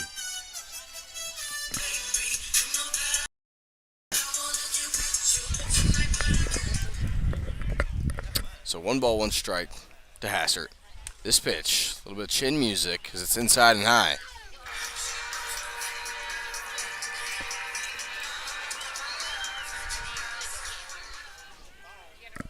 So 2-1 count to Hassard with 1 out, no one on. This pitch bounced in front of the plate for ball 3. The Sharks, their offense has been very productive tonight. 3 runs in the first, 2 in the second.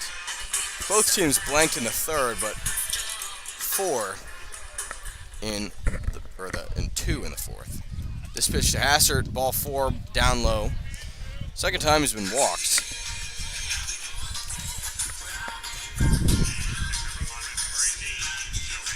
And Cam Hassard is second in the team in walks. He's just 1 behind Caleb Johnson's leading 13 at 12. As now to hit, Joey DiMucci with 1 away. He has a runner at first in Hassard, who has some serious horsepower.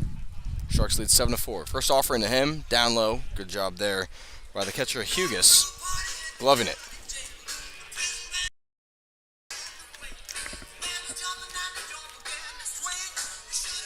Joey DiMucci tonight retired twice, both to the shortstop. 1 a pop-up, 1 a ground-out, as Hassard thrown back over at first, but he's standing there safely.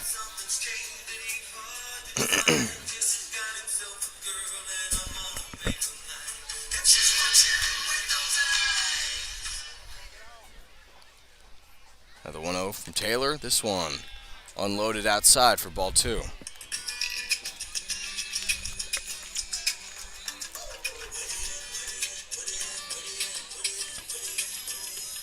Both of these teams very good pitching teams.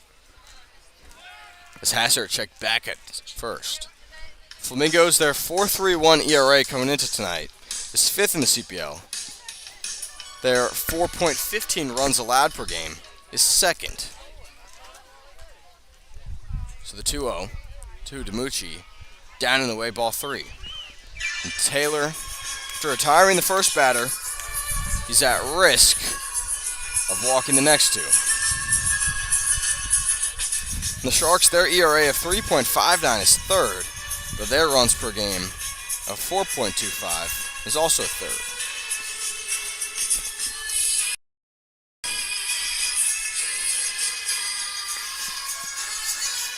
The catcher Hughes exchanged a brief set of words with his pitcher, who's now back squatting behind the plate.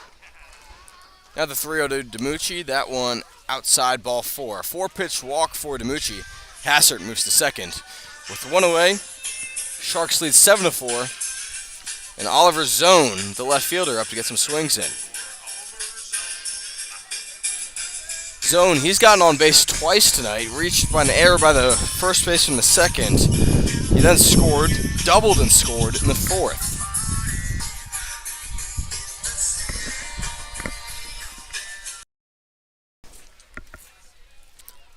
Left on left here. So here's the pitch to Zone, unloaded inside corner. Hassard continues to tease by second. He has a light blue sliding mitt on his left hand.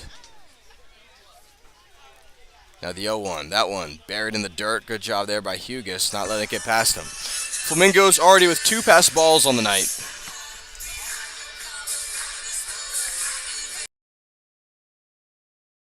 Zone with his top button unbuttoned to reveal a glistening golden chain.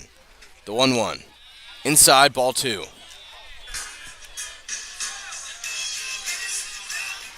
Zone hitting 8th in the Sharks order, but the 8-9 hitters, they've been doing their jobs and some. Both with doubles, the other guy being Bubba Jeffries, the man on deck. Hassard at second, DiMucci at first. And Taylor stepped off briefly.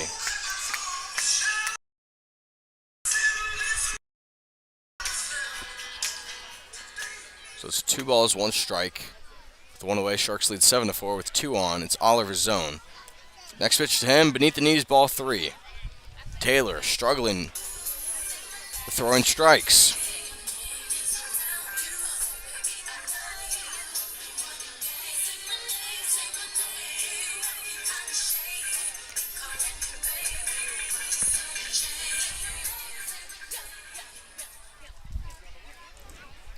Now the 3-1 release. That one high and outside the mitt. Hughes lost it.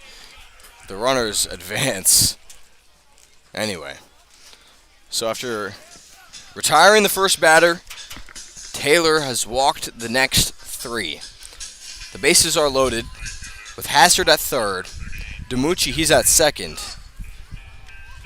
And Zone at first. With that, a mound meeting for the Florence Flamingos, their pitching coach. That's Noah Emig. Just finished his final year of college eligibility at Coker University, the same school where their head coach, Lex Tootin, is an assistant. So, Emig, familiar with CPL ball. In 2023, he was a Morehead City Marlin. So that means he also knows how to pitch against the Sharks, presumably. The mound meeting is joined by the home plate umpire. He's just... doesn't look like he's trying to break it up. He's just trying to join in on the fun, maybe. Emig sent back to the dugout. And now it's the catcher receiving fist bumps from his fellow infielders. Flamingos almost glowing in their all-pink uniforms. Infield returns to their spots. The bases are loaded for Bubba Jeffries, who has Hassard at third, DiMucci at second, Zone at first. With a 1 away in the top of the 5th, Sharks 7-4 against the Flamingos. Teams have faced off 2 previous times. Florence has came on top in both contests.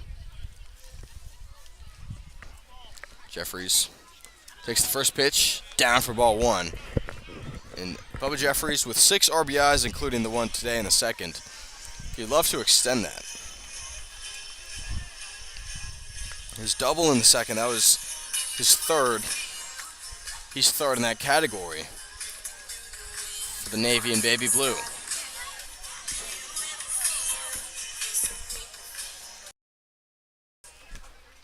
Now the 1-0 release. This one hit hard on the ground off of the pitcher, Taylor, the second baseman. Throw to first. Got him, but it was very close. Either way, Hassard scores, so it's 8-4 Sharks. And wow, looked like Bubba Jeffries had outran that one. It'll be a 1-4-3 RBI ground out. As Russ Burrows, it looks like he might want to speak with the first base umpire, try to figure out what exactly he saw.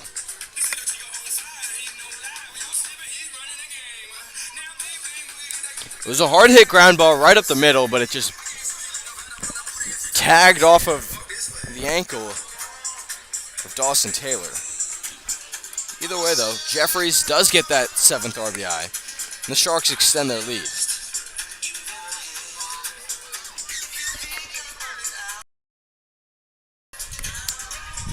So, Jeffries was standing over at first. But after Burrows spoke with the manager or the umpire, now he's heading back to the dugout. So it's 2 outs for Drew Sturgeon. He has DiMucci at third, Zone at first. Sturgeon has proven to be a quality bat for the Sharks, including a 2-run homer on Sunday. First pitch to him, ball 1 beneath the knees. Florence with a righty warming up in their pen. The lefty Taylor has allowed a run already. The 1-0. Right at the knees, strike 1.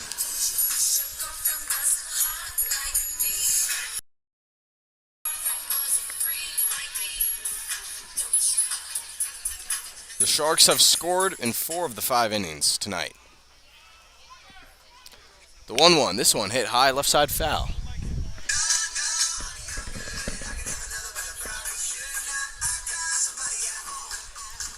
DiMucci now down in the count 1-2. Let that be Sturgeon. DiMucci's the runner at third. Zone, the one at second. Sturgeon looking to put a ball in play against the lefty. This pitch swung on. Upstairs fastball had him chasing to retire the side. Not before the Sharks can score 1 run off no hits. It was the 3 walks, no errors, 2 left on.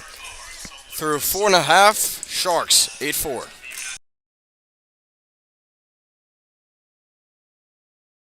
My mom has taken up going to the park to practice yoga. My dad's going to a club, but not a book club, a salsa club. Finding new hobbies comes with age. My mom has started getting lost and not knowing where she's going. Becoming lost or disoriented doesn't. Confusion with time or place may be a sign of Alzheimer's. An early diagnosis can help improve the quality of life for your loved one. Learn the warning signs of Alzheimer's at 10signs.org. Brought to you by the Alzheimer's Association and the Ad Council. Wish your life came with a warning app? That dog does not want to be petted. Well, life doesn't always give you time to change the outcome, but prediabetes does. Take the 1-minute test today at doIHavePrediabetes.org. Brought to you by the Ad Council and its Prediabetes Awareness Partners.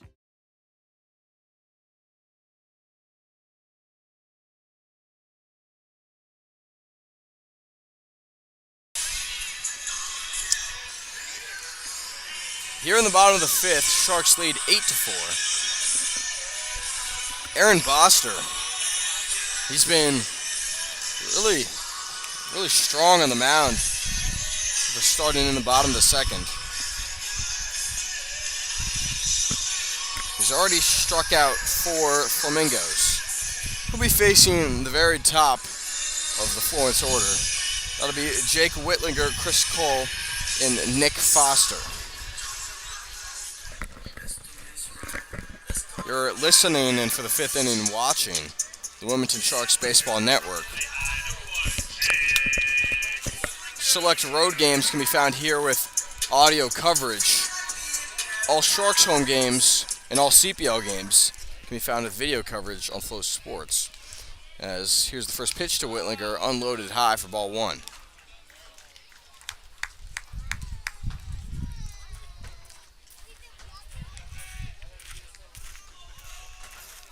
Now the 1-0 from Boster. That one's too low this time.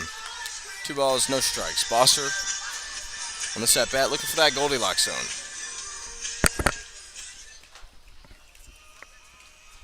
Here's his 2-0 release. This one swung on, fouled back.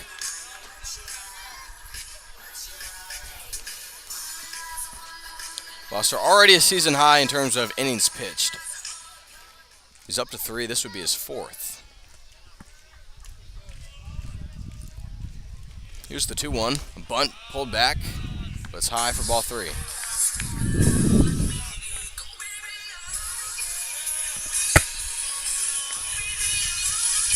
Sky continues to dim. In the bottom of the 5th, it's Sharks 8-4. Now the 3-1. This one hit high, foul. Could be playable for DiMucci as it drifts towards the Florence dugout, and it is caught. 1 away.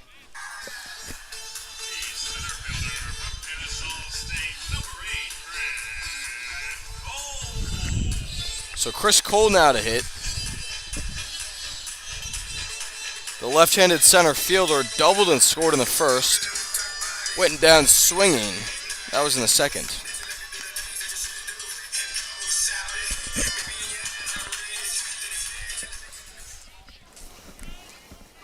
Foster nods his head, unleashes from the rubber. This one hit on the third baseline. Trace Wilhoit tracking it down in foul territory. Overhand catch cannot be made, nor attempted. Would have been a tough play for Wilhoit. So it's a long run for the Sharks. Just a very active and calorie burning strike one.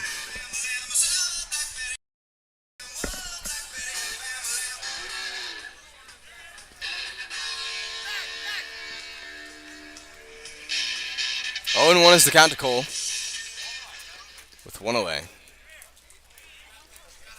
Here's the pitch, pulled back bunt, but it's inside for ball 1.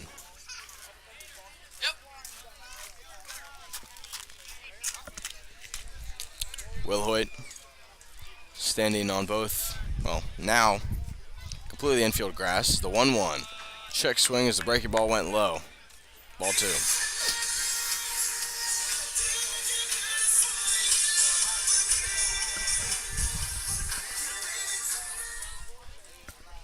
Another 2-1 pitch. This one unloaded, ball 3 beneath the knees.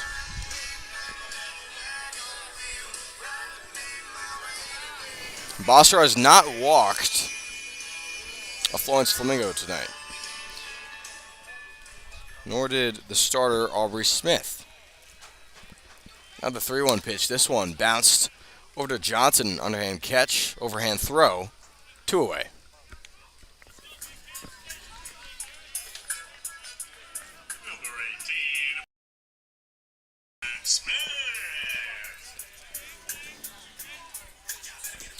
And so it's the third hitter used in the 3 spot. This one's Braden Smith. The previous 2 guys have been held in check. So there's a beautiful pitch on the inside part of the plate for strike 1. First it was Nick Foster. First it was Jorge Pascal, who committed 2 errors in the field and reached on an error. So this pitch goes back to that breaking ball, but it's down low for ball 1.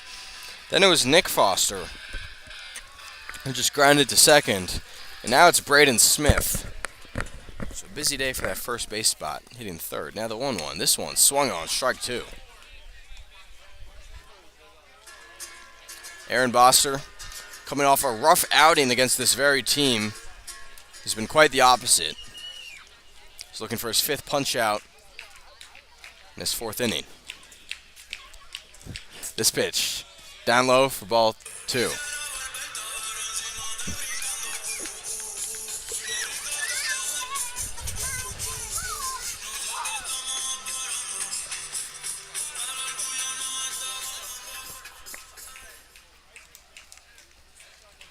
Now the 2-2. This one softly tapped over to Wilhoit at third. 2 steps. Throw to first. A 1-2-3 5th. After 5, it's Sharks 8-4 on the Wilmington Sharks Baseball Network.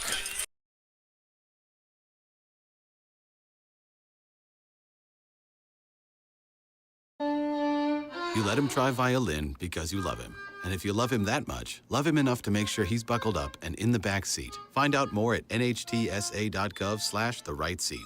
Brought to you by the National Highway Traffic Safety Administration and the Ad Council. Hi, I'm Smokey Bear, and I made an assistant to help you prevent wildfires. Dude, I've got this. I've been camping since I was 5 years old. But I am a camping influencer. You know what? I'll bet you $5. Assistant Smokey, what is the best way to put out a campfire? To put out a campfire, drown with water, stir, drown again. Then make sure the fire is out cold by feeling with the back of your hand. Wait, really? I'll take the $5. Learn more at SmokeyBear.com. Brought to you by the U.S. Forest Service, your state forester, and the Ad Council. Your family is your legacy. Planning for a natural disaster will make sure you're all safe. Visit ready.gov/plan today for the tools and tips you need to protect that legacy. That's ready.gov/plan. A message brought to you by FEMA and the Ad Council.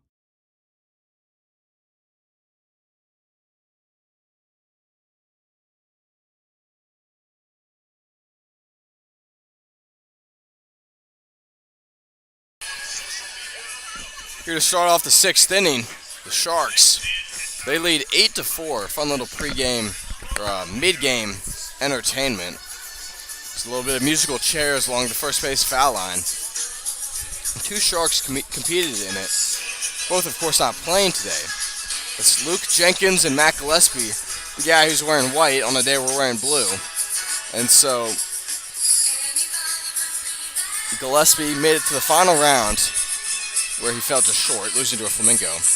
Now you have to wonder, how truthful is the integrity of this game of musical chairs when it's the Florence PA guy controlling when the music stops? So in musical chairs, when there's two left, one guy's going to be completely off of the plate, or off the chair, as this first pitch to Johnson, high for ball one. So I don't know. It's all good fun, though, as musical chairs is never that serious. As it's a 1-0 count to the switch hitting Johnson. He's hitting right against the lefty. This one smacked out to right field. That will... Oh, my goodness. What a... Nope, no sliding catch made. As Johnson thrown back over at first. That should be a single. But, man, what an effort by Korn.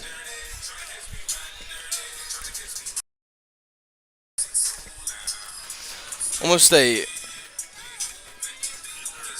a beautiful catch made by the right fielder instead. It's a leadoff knock for Johnson. That brings up Trace Wilhoit, who's 2 for 3 today, including an RBI double.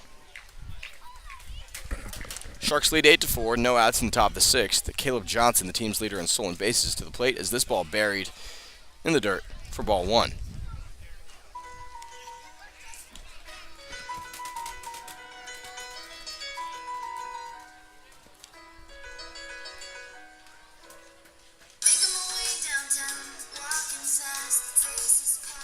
And Trace Wilhoit, as Johnson checked back at his first, he's been spectacular all year, really, especially against the Flamingos. 3 for 4 with a double and 2 runs scored as the 1-0 is high for ball 2. It was 3 for 5 with 2 runs, a double, 2 runs batted in on the 11th. Then on the 13th, 2 for 4 with the 2 home runs, and a total of 3 runs driven in, and the 2 runs scored as that pitch down low for ball 3. And then tonight, 2 for 3 with a double, the run batted in, and the run. So, I don't know what it is about Wilhoit, but really knows how to slug against these pink birds. That one is strike 1 on the outside part of the plate.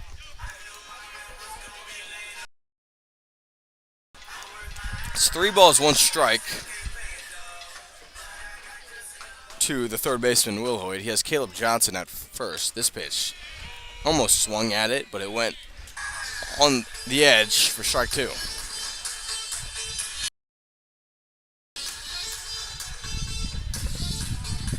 It's a full count now to Wilhoit from Kentucky. 3-2. Got him as Wilhoit swung his bat to walk over. So, Wilhoit strikes out for the second time tonight, this time looking. And that brings up Boston Smith, the DH, who's 0 for 3 tonight.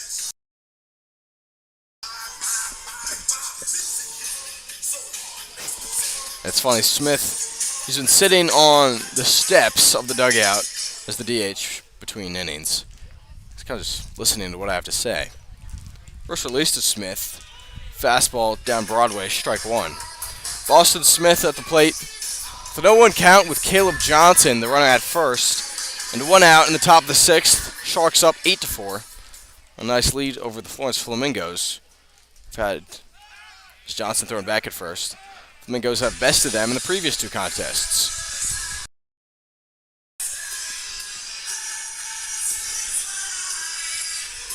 Following the conclusion of this half inning, we're going to take a look at the CPL scoreboard and what is the 6th inning scoreboard update. Now the 0-1 to Smith. Breaking ball finds the plate as he nods his head. Okay, strike 2.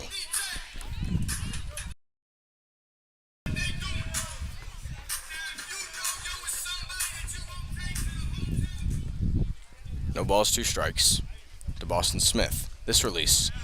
Late swing, strike 3.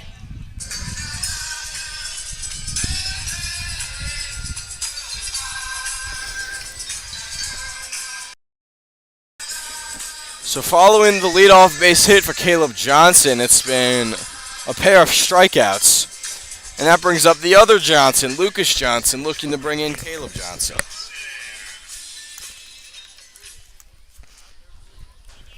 Johnson does have a run driven in tonight in an 0-for-3 evening. 2 away, Sharks up 8-4 in the top of the 6th. This pitch, down low, Johnson stays aware and he runs over to second with a stand-up stolen base. And it was really just Hugas not paying attention.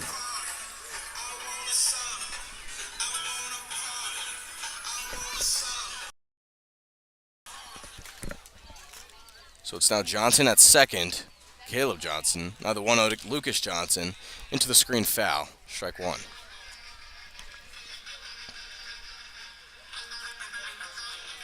That's Caleb Johnson's 14th swipe on the year. He's 14 for 16.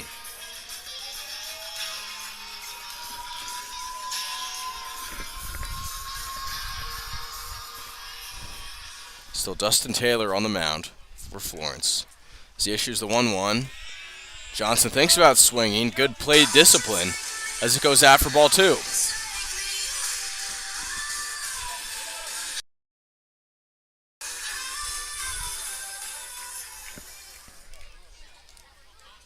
Taylor. Slobbery spit on the mound. Unloads the 2-1 as Johnson hits this one on the ground. It's off the mid of Taylor. Jumping throw to first. Got him. So, despite a leadoff single for the Sharks, the next 3 batters are retired. Through 5.5, it's Sharks 8-4 on the Wilmington Sharks Baseball Network.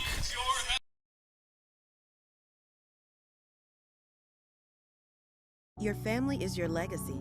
Planning for a natural disaster will make sure you're all safe. Visit ready.gov/plan today for the tools and tips you need to protect that legacy. That's ready.gov/plan. A message brought to you by FEMA and the Ad Council. Welcome back to the Wilmington Sharks Baseball Network. It's the middle of the 6th inning, so that means it's the 6th inning scoreboard update. We'll take a look at the rest of the CPL. The most important game for the Sharks, other than this one, of course, is perhaps the Peninsula Pilots game in Wilson. The Pilots lead 11-3 in the bottom of the 5th. And that's a battle between the first-place Tobbs and the second-place Pilots. Teams just half a game behind each other. So, either outcome is good for the Sharks, as that means one of those teams is getting a loss. Next, the Holly Springs Salamanders. They're in Asheboro. Salamanders lead 5-2 in the bottom of the 5th. Bottom of the 7th in Morehead City, where the Marlins lead the Greenville Yard Gnomes 8-5. It's a tie game in Macon against Boone, 6-6 in the bottom of 6 at Luther Williams Field. Once again, here in Florence, it's Sharks 8-4 in the top of the 6th, or in the middle of the 6th. Bottom of the 6th coming up next on the Wilmington Sharks Baseball Network. Snakes, zombies, public speaking. The list of fears is endless. But the real danger is in your hand when you're behind the wheel. Distracted driving is what's really scary and even deadly. Eyes forward, don't drive distracted. Brought to you by NHTSA and the Ad Council.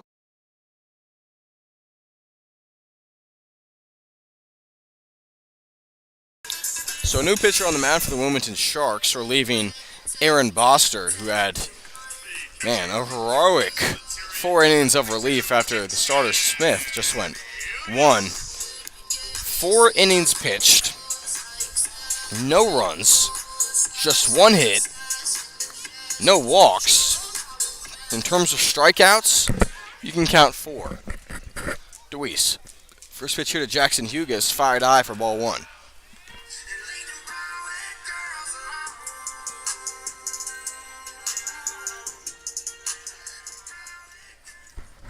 An excellent night for Boster as the 1-0. This one smacked right down, foul.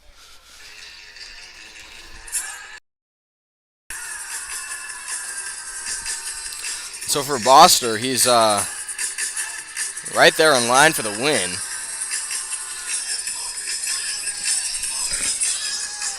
It's a 1-1 count to the man leading off this bottom of the 6th, Jackson Hugas, the catcher.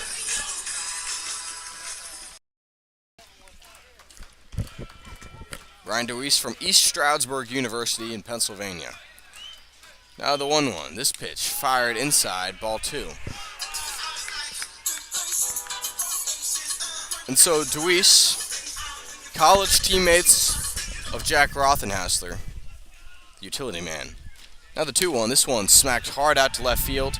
Tracing it is Zone. Wow. What a rundown by Oliver Zone for the second out, for the first out of the 6th inning. Oliver Zone, so much speed. Tracked that one like a lion hunting his prey. So with 1 away, it's Braden Korn, the right fielder. He had that RBI triple in the first. Then he went down looking in the third as he hits this one on the ground out to right field for another base knock.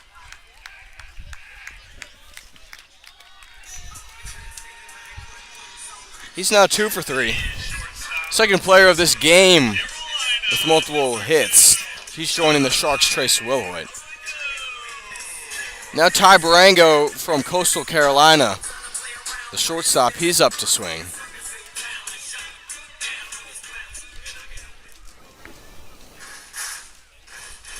There's a runner at first and Korn and 1 away in the bottom of the 6th. The Wilmington Sharks, they lead 8-4, both teams with 6 hits.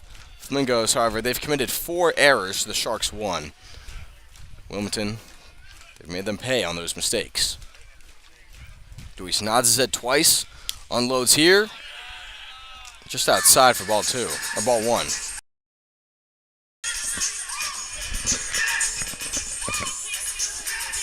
Deweese leans in, looks over at the runner at first, that's Korn. So off goes Korn. The 1-0 is outside. DiMucci's throw is off the plate for the Flamingos' 4th stolen base on the game. And so coming into tonight, Florence, they had 80 swipes in 20 games. Makes the math pretty easy at 4 a game. They continue that trend today, since the bottom of the 6th has dirt floating along the left side of the infield after that stolen base. It's Korn at second. 1 away. This pitch unloaded outside and beneath the knees for ball 3.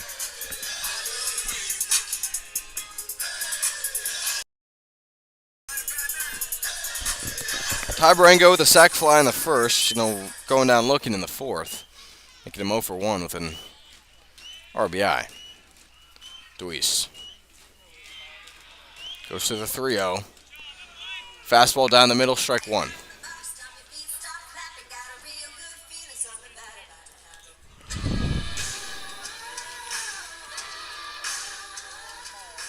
Deweese on the mound. 6'5", 245-pound righty. The 3-1 beneath the knees, ball 4. That's the first walk of the game for the Sharks, or by the Sharks. So now with 2 on, that's Korn at second, Barango at first, the DH, Nick Castellana.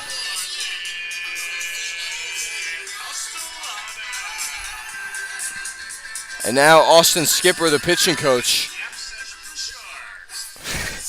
out to talk on the mound. Austin Skipper, plenty of experience with the Wilmington Sharks. The longest, or almost, one of the longest tenured Sharks in the whole organization, just behind the ownership, and I believe one of the security guys, Charlie.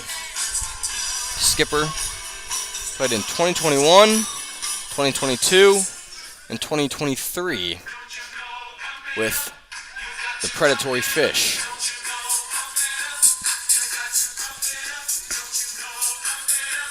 Mound meeting concludes. Deweese tightens his hat.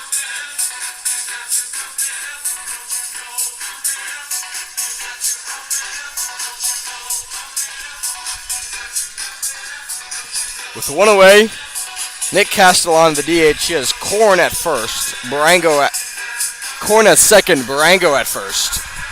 Wilmington, they lead 8-4. They're trying to keep it that way.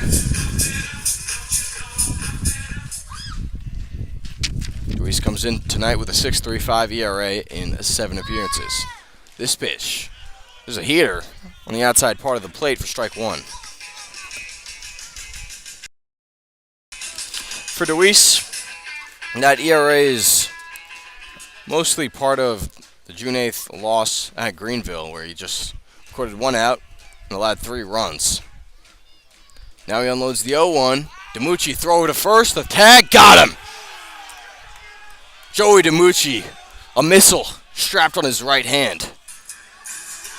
And a great pickoff as Joey DiMucci pumps his chest.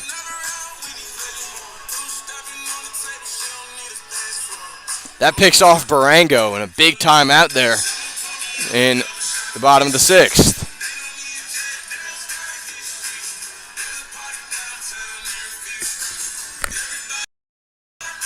And so Lex Tutin, the third base coach and the manager for the Flamingos, he's exchanging words with the first base coach. And I mean, quite frankly, from my vantage point, I wasn't sure he was watching.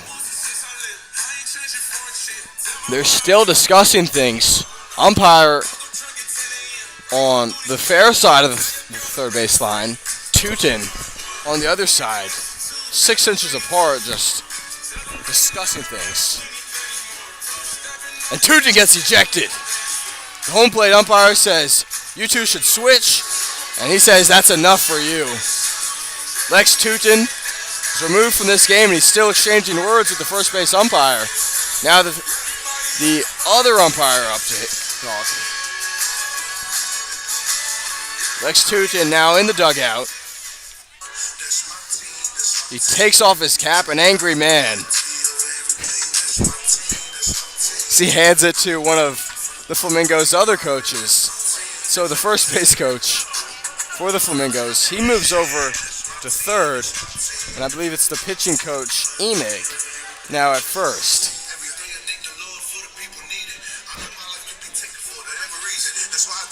And Tutin grabs his stuff, walks along the third base line. As he heads out of this game, he'll be going to the clubhouse and perhaps even home.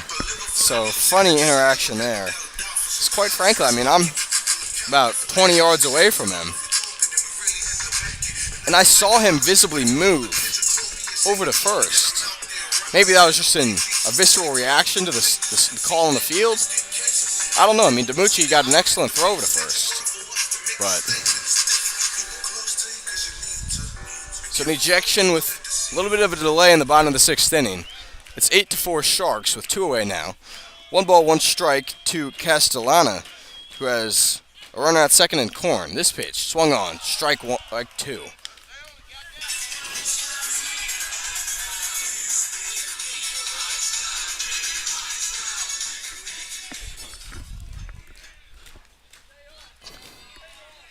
So 1 ball, 2 strikes. Ryan DeWeese on the mound.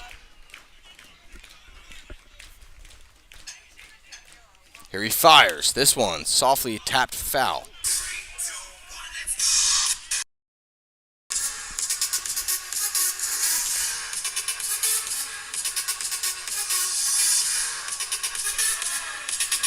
The runner at second, Braden Corn, he has some wheels. Already stole that base earlier in this inning.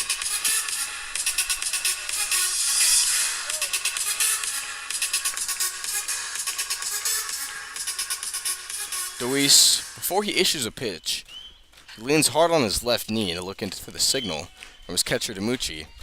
It's the 1-2, swung on, strike 3, and Ryan DeWeese closes the 6th inning. Flamingos, no runs off 1 hit, no errors. They leave a runner stranded at second.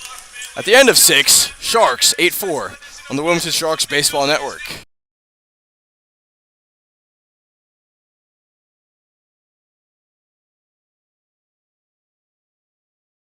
Smokey the Bear. Then you know why Smokey tells you when he sees you passing through. Remember, please be careful, it's the least that you can do.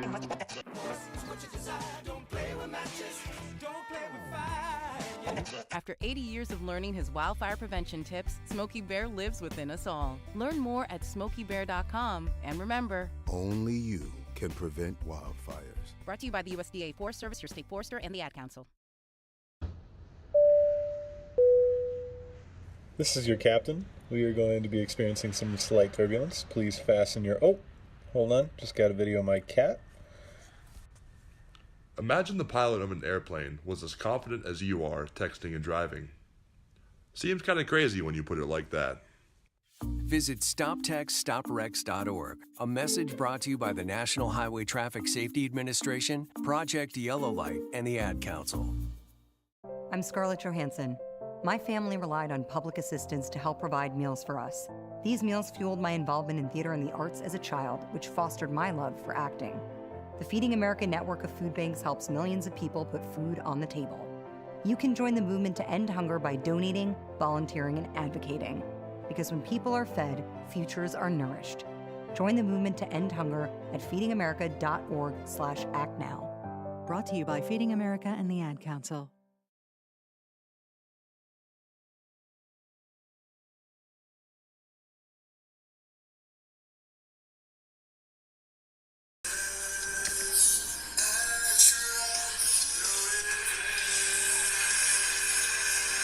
Top of the 7th, Sharks 8-4 against the Florence Flamingos. Here to hit, Cam Hassard against a new arm, that's Thomas Wilhite. He'll come in for the previous guy, Dustin Taylor. He throws the 5th and 6th innings, allowing 1 hit, 1 run, 3 walks, and 3 strikeouts. Here's the first release to Hassard. Checks his swing, but it's there, strike 1.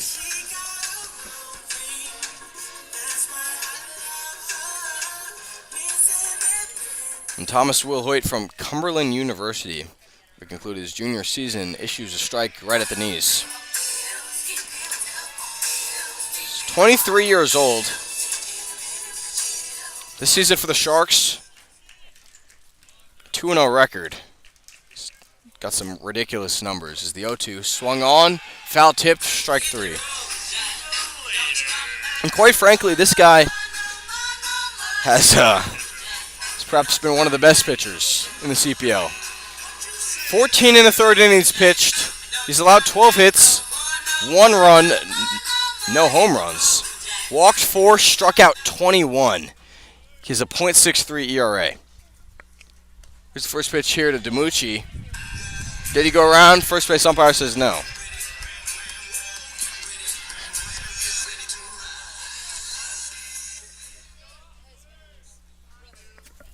Now the 1-0, this one, some heat, strike 1.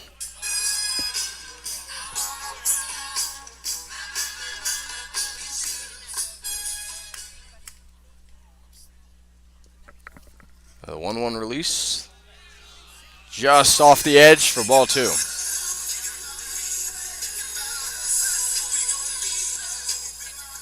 So Thomas Wilhite has also started a game. The 2-1 pitch, got him, strike 2. He pitched on June 12th, the first game. Sorry, that to be the second game of that doubleheader. This pitch just outside for ball 3. 3 balls, 2 strikes to DiMucci with 1 away in the 7th. His last game was June 12th, where he dealt 5 innings with 1 run, 5 hits, 3 walks, or no walks, 3 strikeouts. Yeah, I mean, 21 strikeouts in 14 1/3. It's crazy. 3-2. That one, strike 3 at the knees.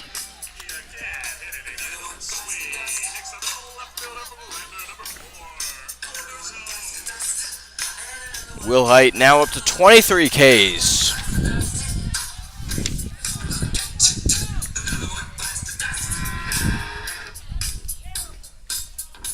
Here comes Oliver Zone up to hit. Zone tonight reached on an error and scored in the 2nd, doubled and scored in the 4th, also stole a base. Walked in the 5th. Hits the first pitch he sees foul.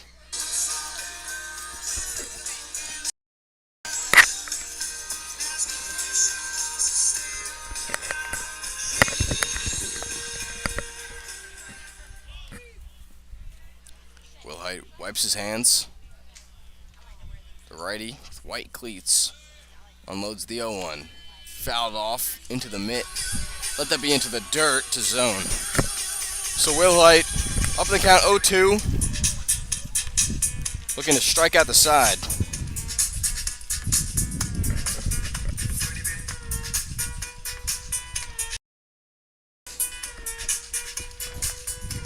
Wilhite in love with the rosin.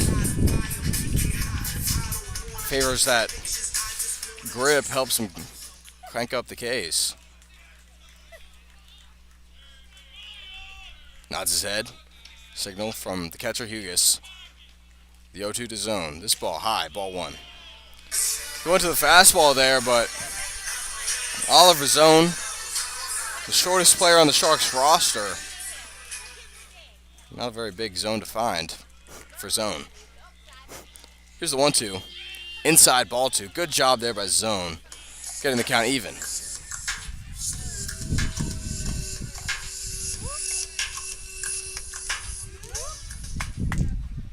Sharks 8-4.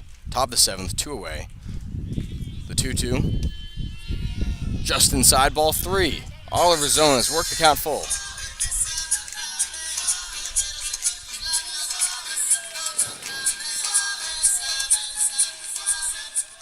Zone has struck out 4 times in 13 at-bats coming into tonight.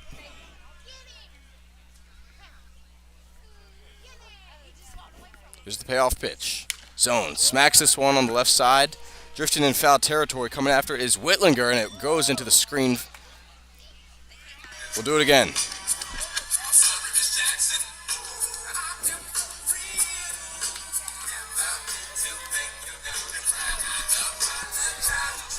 Oliver Zone, resilient at bat. Quickly down the count 0-2. Worked it full. Fouled one off. This is all with 2 outs and no one on. Wilhite unloads this one. There's strike 3. So Thomas Wilhite strikes out the side. Going into the 7th inning stretch, 8-4 Wilmington on the Wilmington Sharks Baseball Network.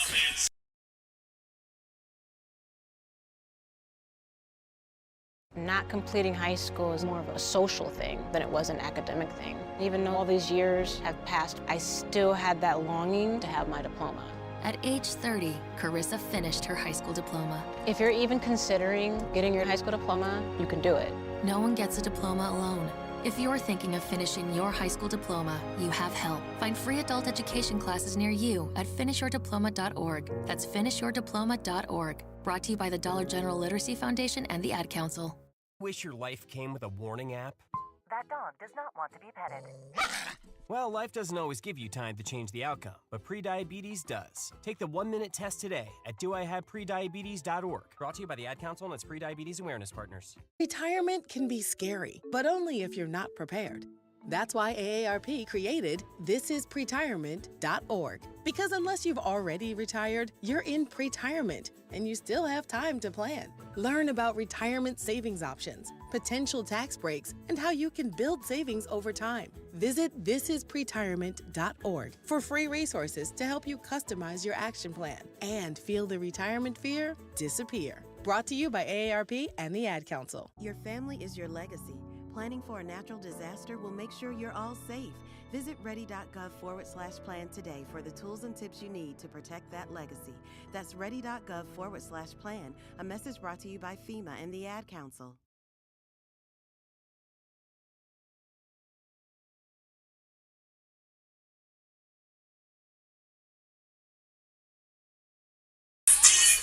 Coming out of the 7th inning stretch, Sharks 8-4, up to hit Landon Peavy. Deweese, his first release, in there for strike 1.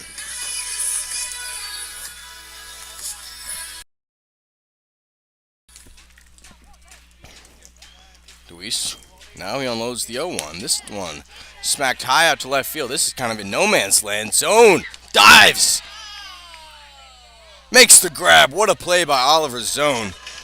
He's had a gold glove all night out and left.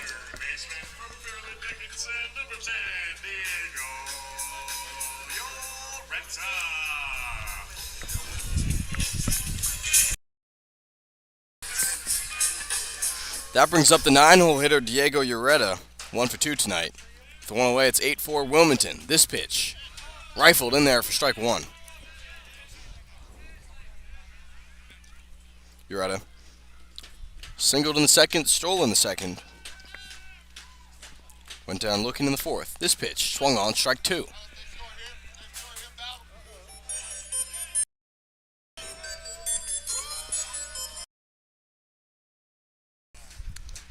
No balls, 2 strikes to Diego Ureta.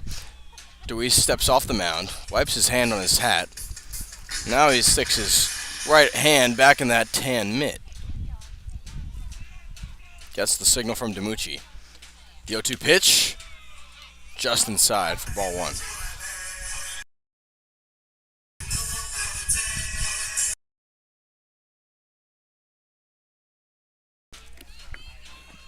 Here's the 1-2. This one hit hard out to left field. Zone running after it, and he makes the grab there.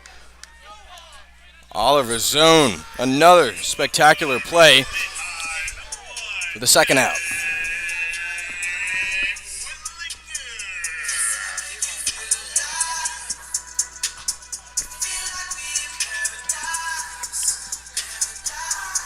Now the scorecard turns over as Jake Whitlinger up to swing. First pitch, buried. Down low for ball 1.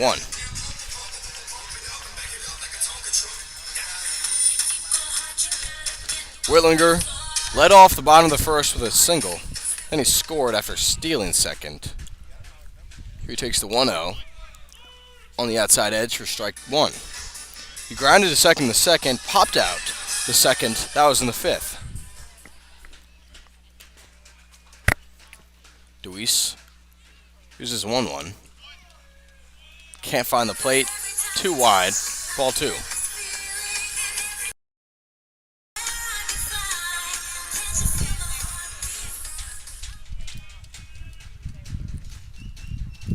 Here's the 2-1 pitch. This one hit on the ground. Caleb Johnson dives, gets in front of it, throws to first, but it gets away. What could have been a spectacular stop. Gets the runner on. And he's safe.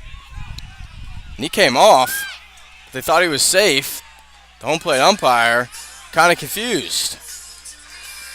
This is a bizarre play. So Caleb Johnson made a diving stop at second. He threw to first, but the throw was off target. And so the runner wasn't standing on base. In fact, he was a little towards second as DiMucci fired over to first. They applied the tag.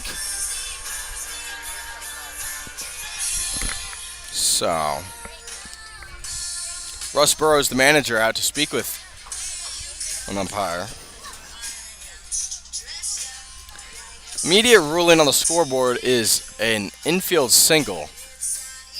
And so, it wasn't an ordinary effort to be made by Johnson. It's just, he was athletic enough to get there. It was just the throw wasn't on target. So Russ Burrows now speaking with the umpire. He's cool and collected.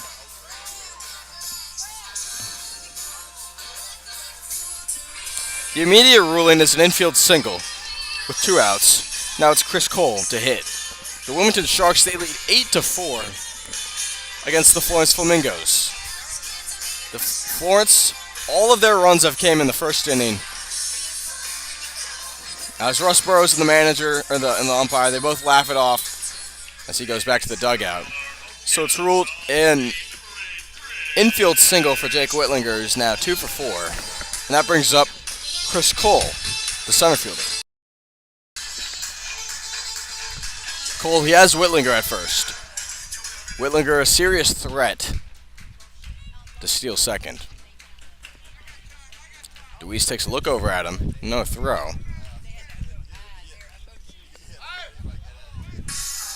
And here's something. The umpire just pointed to one of the Flamingos players in their dugout. The third base coach must have heard something. He said, "Hey," in disapproval. Now the umpire and the third base coach, they're going towards the Florence dugout to discuss things. Looked like a Florence player said something perhaps inappropriate towards an umpire. So that third base coach, he's telling the players, "Hey, cut that out. We've already had our manager, Lex Tootin, ejected. So now he comes, sets himself back over at third.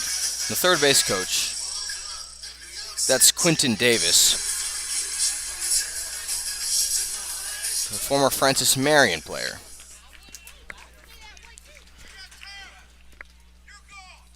And then the umpire ejects him.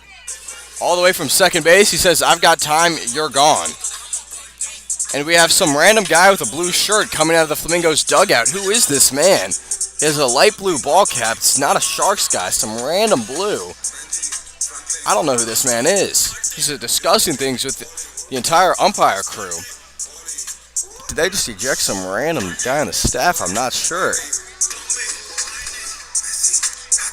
It's a fella, he's got black shoes, black shorts, a walkie-talkie in his back pocket, a light blue collared shirt, and a light blue ball cap. Perhaps they're trying to figure out who exactly they just ejected. This is very bizarre, and an opportunity that I've never gotten to call before. So, someone got ejected, and it looks like perhaps number 18.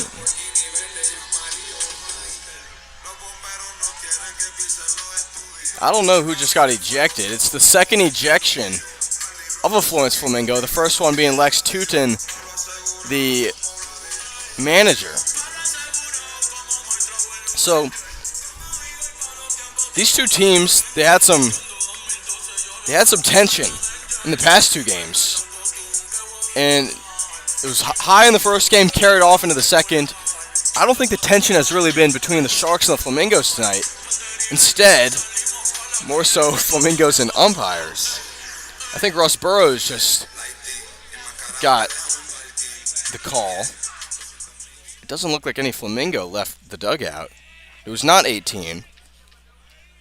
It was not him. That's Braden Smith, who's on deck. He just happened to be standing out of the dugout, which is kind of why he stood out. So Deweese throws back to first. That's Whitlinger, who's been there for a long time now between these bizarre conversations.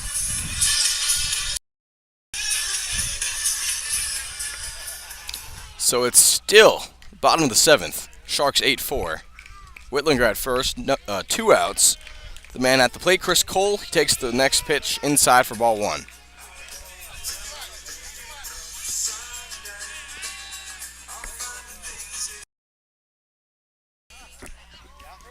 Deweese looks back at Whitlinger. Nods his head. Nods his head twice. It's his routine. The 1-0. Fired. Strike 1.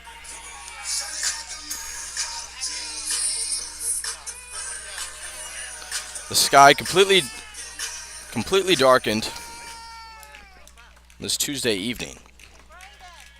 Deweese. Here he is. Another 1-1. That one inside. It took Cole off balance. Kind of moving him off the plate.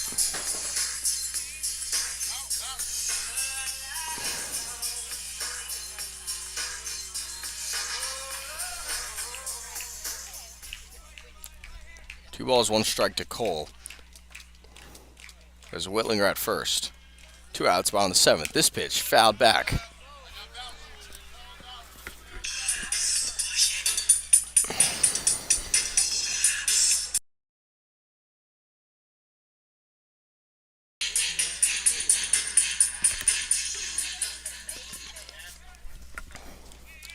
Deweese leaning in for the signal from his catcher, DiMucci, who's in the transfer portal.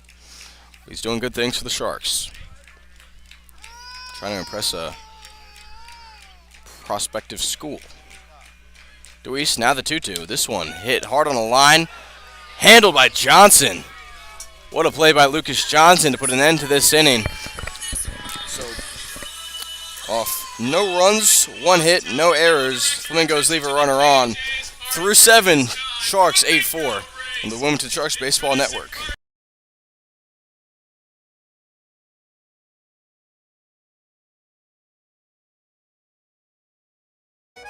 Smokey the Bear. Then you know why Smokey tells you when he sees you passing through. Remember, please be careful, it's the least that you can do.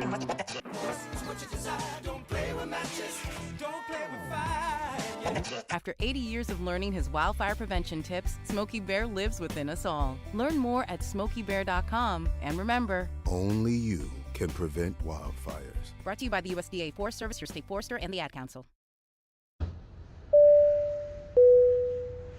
This is your captain. We are going to be experiencing some slight turbulence. Please fasten your... Oh, hold on. Just got a video of my cat. Imagine the pilot of an airplane was as confident as you are texting and driving. Seems kind of crazy when you put it like that. Visit StopTextStopWrecks.org, a message brought to you by the National Highway Traffic Safety Administration, Project Yellow Light, and the Ad Council. I'm Scarlett Johansson. My family relied on public assistance to help provide meals for us. These meals fueled my involvement in theater and the arts as a child, which fostered my love for acting. The Feeding America network of food banks helps millions of people put food on the table. You can join the movement to end hunger by donating, volunteering, and advocating. Because when people are fed, futures are nourished. Join the movement to end hunger at feedingamerica.org/actnow. Brought to you by Feeding America and the Ad Council.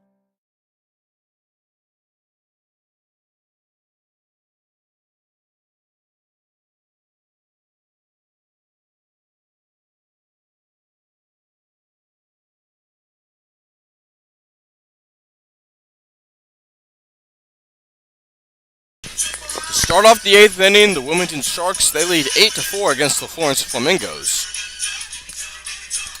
And it's still Thomas Wilhite, the stellar righty. He'll be facing Bubba Jeffries.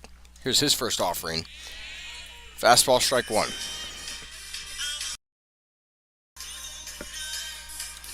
So no balls, one strike to Bubba Jeffries. Tonight, a double. This pitch, down low, ball one. Double in the second that drove in a run. And later scored. Ground out in the fourth. Ground out in the fifth. That one scored a run though. So 1 for 3 with a run scored and 2 runs driven in. Nice night for Jeffries as the 1-1. Chopper over to third. It gets past him. That's Ureta and Bubba Jeffries. And that one's ruled an error by the third baseman, but I don't... Oh, it's a little borderline call. That would be the 5th error for the Florence Flamingos.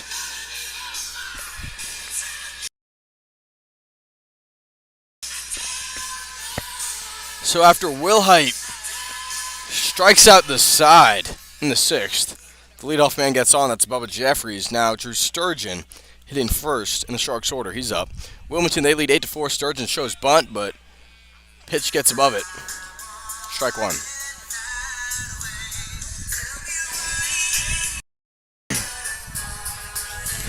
No balls, one strike to the center fielder from Central Arkansas, one of 3 Bears from UCA.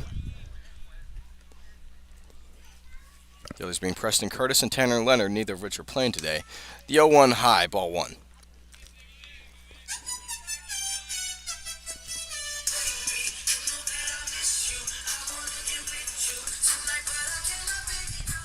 One ball, one strike. Still no outs. With Drew Sturgeon at the plate. Checks his swing. Bubba Jeffries thrown back at first, but he's standing there safely.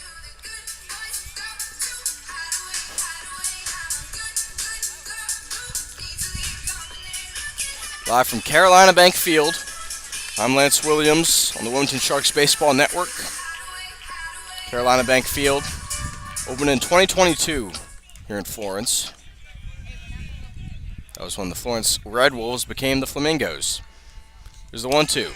Off goes Jeffries as Sturgeon strung up, looking.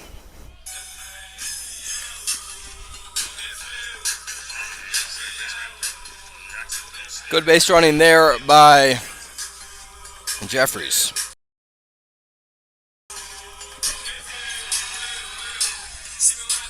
Here's Caleb Johnson up to swing with 1 away in the top of the 8th inning. It's Sharks 8-4. And this game has been in favor of the Sharks thus far. They only trailed in the bottom of the first, and the Flamingos scored all 4 of their runs, take a 4-3 lead. First pitch, down low, inside to Johnson.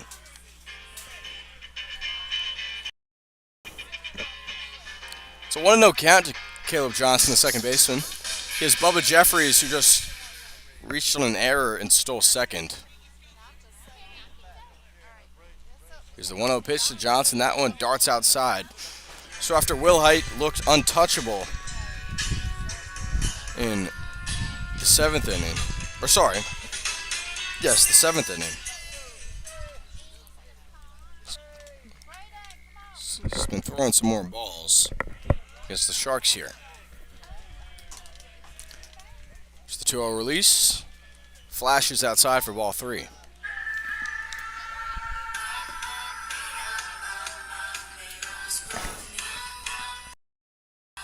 Caleb Johnson, the team leader in walks.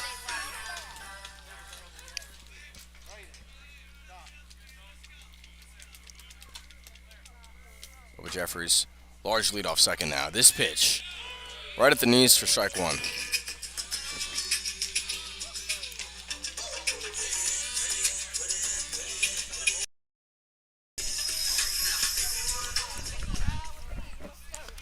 Three-1 count now to Caleb Johnson with Jeffries at second.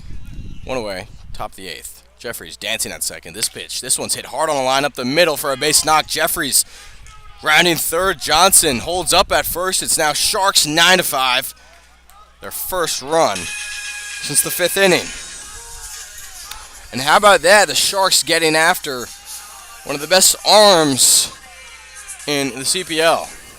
Now that run will be unearned after Bubba Jeffries reached on what was ruled as an error in a little close, very close call.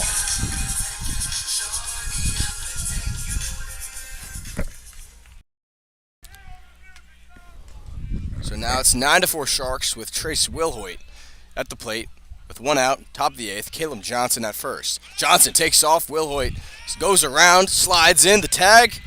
Not in time. Caleb Johnson, another swipe, second on the night. With that, he's now up to 15 on the season.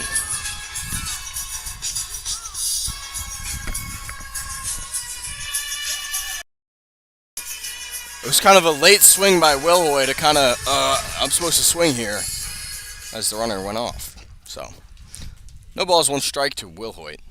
Wilhoit versus Will Height. The eye coming from Florence. The 0-1. This one hit high, right side, into the stands foul.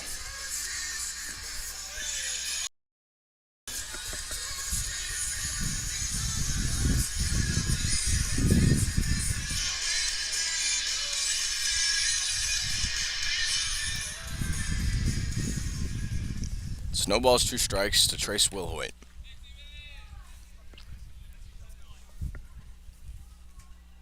Caleb Johnson with wheels at second. The 0-2 swung on. Strike 3. 3-pitch strikeout swinging.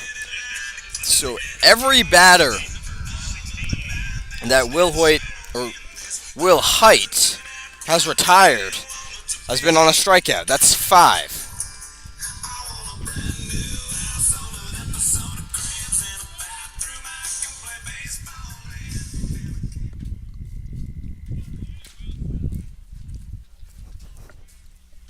Now up, Boston Smith with Johnson at second and 2 away in the top of the 8th. This pitch, snipped foul.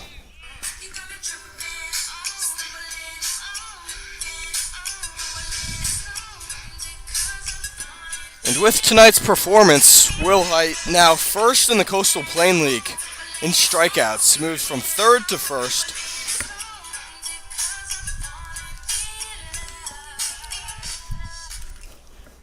He's now at 26.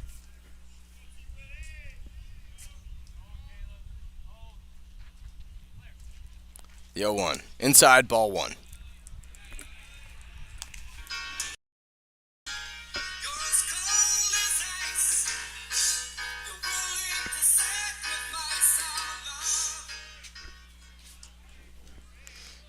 Austin Smith, 0 for 4 today.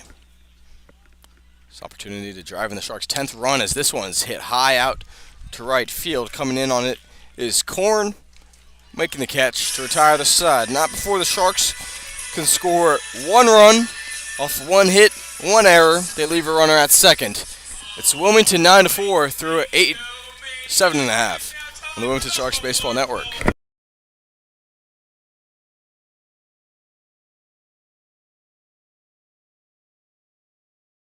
Not completing high school is more of a social thing than it was an academic thing. Even though all these years have passed, I still had that longing to have my diploma. At age 30, Carissa finished her high school diploma. If you're even considering getting your high school diploma, you can do it. No one gets a diploma alone. If you're thinking of finishing your high school diploma, you have help. Find free adult education classes near you at finishyourdiploma.org. That's finishyourdiploma.org. Brought to you by the Dollar General Literacy Foundation and the Ad Council. Wish your life came with a warning app? That dog does not want to be petted. Well, life doesn't always give you time to change the outcome, but prediabetes does. Take the 1-minute test today at doihaveprediabetes.org. Brought to you by the Ad Council and its prediabetes awareness partners. Retirement can be scary, but only if you're not prepared. That's why AARP created thisispretirement.org. Because unless you've already retired, you're in pretirement, and you still have time to plan. Learn about retirement savings options, potential tax breaks, and how you can build savings over time. Visit thisispretirement.org for free resources to help you customize your action plan and feel the retirement fear disappear. Brought to you by AARP and the Ad Council. Your family is your legacy. Planning for a natural disaster will make sure you're all safe. Visit ready.gov/plan today for the tools and tips you need to protect that legacy. That's ready.gov/plan. A message brought to you by FEMA and the Ad Council. So it's Sharks 9-4 in the bottom of the 8th. New pitcher on the mound, that's Wes Earls, the third arm used today. First pitch, strike 1 to Braden Smith. Wes Earls, the lefty from Wright State, is the 0-1. This one's hit hard out along the third baseline. Will that stay fair? It will, and it rolls out in the left field corner. Zone has it, and Smith held up at second. So, a leadoff double for Smith, who's now 1 for 2 in his pinch hitting outing.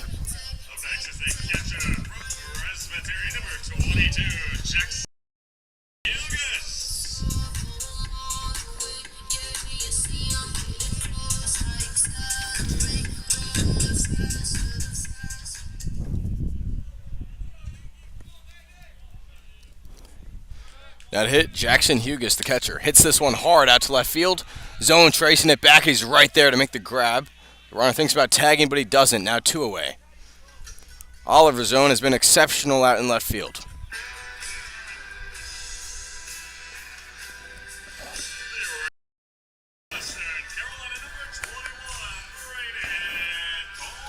Now Braden Korn, the right fielder, up.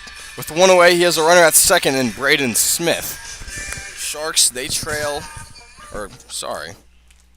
they're up 9-4 in the bottom of the 8th.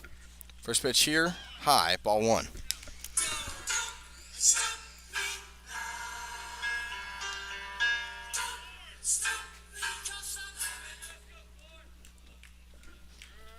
Wes Earls, eyes around.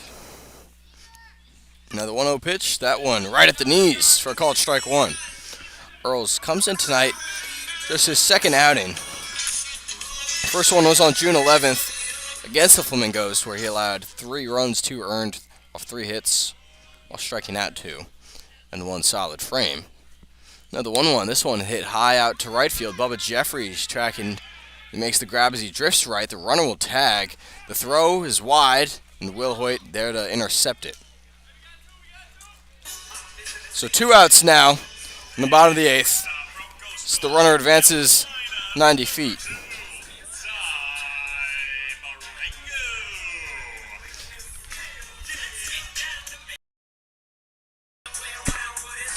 So Ty Barango today, he's 0 for 1 with a sac fly, a walk, and a strikeout. No sac fly opportunity here as there's 2 outs in the bottom of the 8th inning. Sharks up 9-4. There is a runner at third, though, as that pitch. Nice changeup there for strike 1. Earls the second out, and it was a 1-2-3 frame at Morehead City on the 14th. Here's the 0-1. This one hit on the ground over to the third baseman. Will Hoyt charges, throws over to first, got him. So, Flamingos, despite a leadoff double, they strand a runner at third. They can't score any. It's Sharks 9-4 as we enter the 9th on the Wilmington Sharks Baseball Network.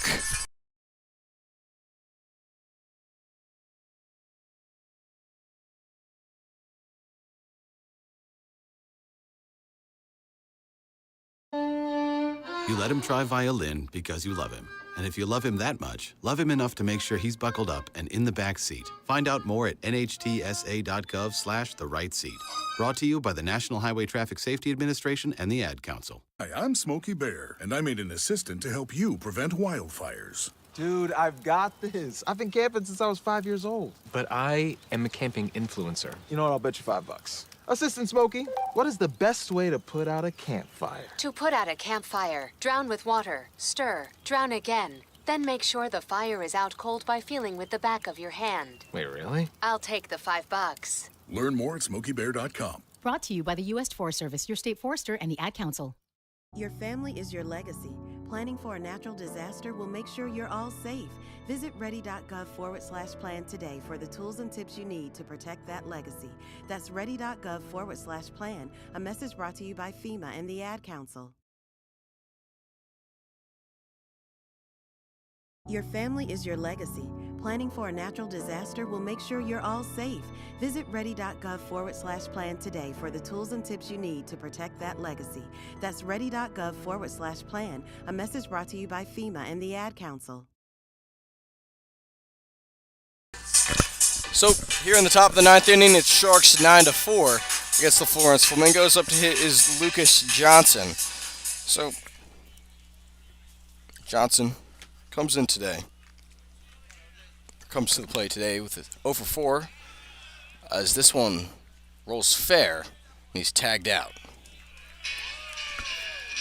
So, some sad news in the baseball world as one of the game's all-time greats in Willie Mays has passed away today at the age of 93, as announced by his longtime team, the San Francisco Giants, on social media. And Willie Mays, just really one of the greatest the game's ever seen, perhaps the best center fielder. This here is Cam Hassert. Mays, of course, second all-time in career hits. 39-23. 2-time MVP, Rookie of the Year, 24-time All-Star is that pitch outside ball 1. 12-time Gold Glove. Won the World Series in 54. One of the best players. He will be missed. Now the 1-1. This one. Can't find the zone ball 2.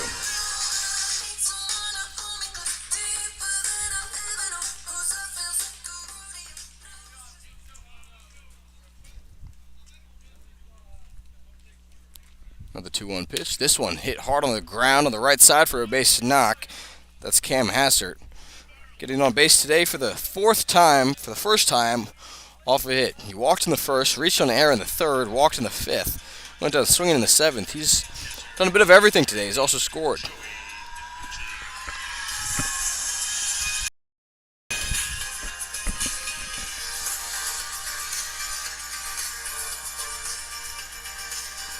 So here's Joey DiMucci in the top of the 9th. It's Wilmington 9-4 with one away, a runner at first, and the shortstop Hassert.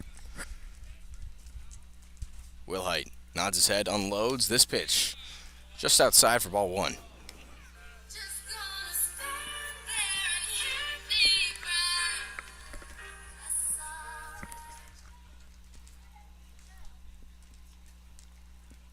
So 1 ball, no strikes.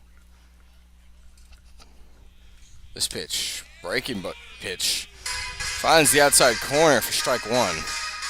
DiMucci stands up, shakes that one off. Looks over at the third base coach and manager, Russ Burrows. Now he's back set in the right-handed box. He has Hassard at first, one away. 9-4 Sharks, top of the ninth.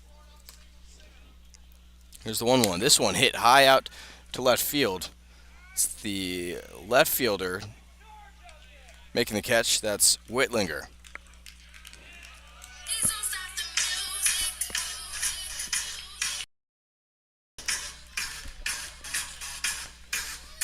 So 2 away in the top of the ninth. It's Sharks 9-4. And here is Oliver Zone, who's been putting together a spectacular showing in the field. And that's to go with his 1-for-3 day with a stolen base and 2 runs. That one hit was a double. He has Cam Hassard at first. First offering to him, buried in the dirt. Ball 1.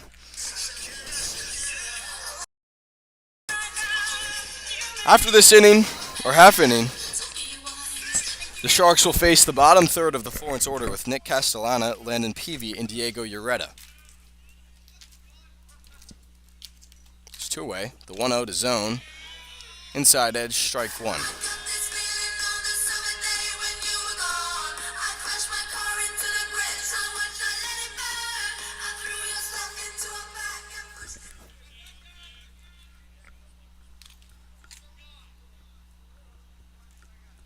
Hassard dancing at first. This one, a high fly ball out to right field. It's Korn going after it. In front of the warning track, makes the catch for the third out. So, Sharks, no runs off one hit, no errors. They leave a runner on. Entering the bottom of the ninth inning, it's Sharks 9-4 on the Wilmington Sharks Baseball Network.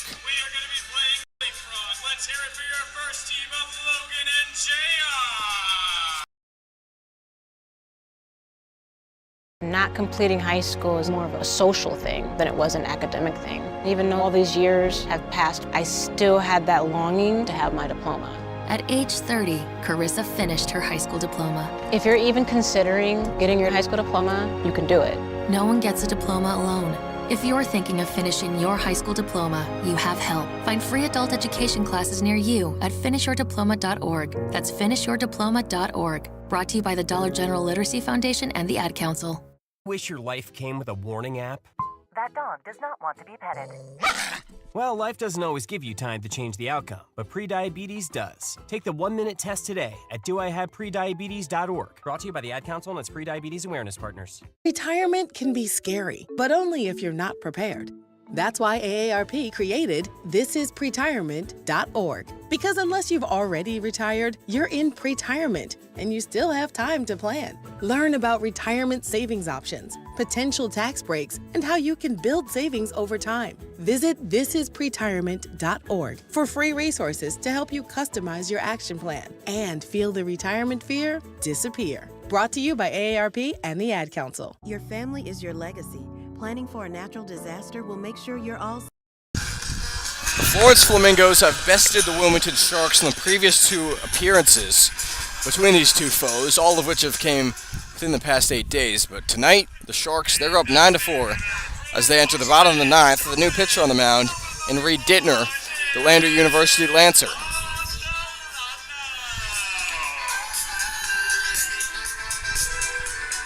It's Nick Castellana up to the dish.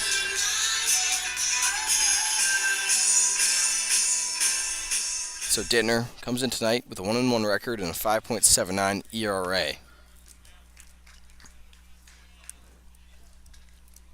Dittner unloads, heater, strike 1, outside and top part of the zone.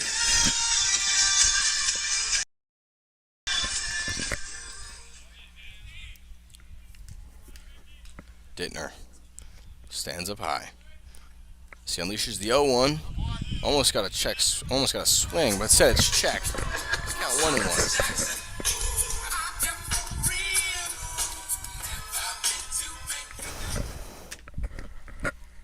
So 1 ball, 1 strike. Castellana smacks this one foul.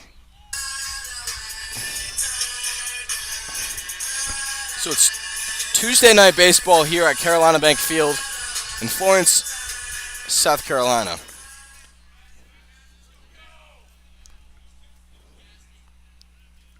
Another 1-2.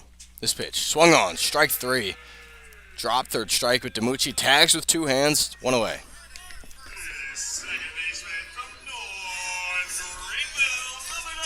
So Wes Earls, his night was a shutout 8th inning. Allowed the leadoff double, but retired the next 3 guys without a walk or a strikeout.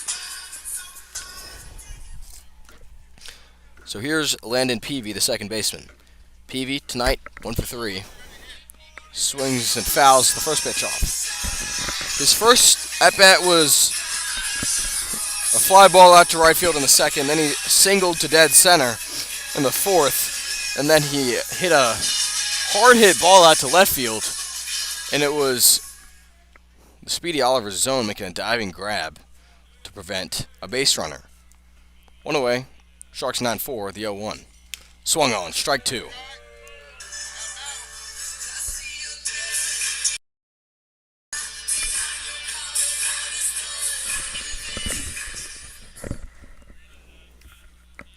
Dittner hurls the 0-2. Some high cheese, ball 1.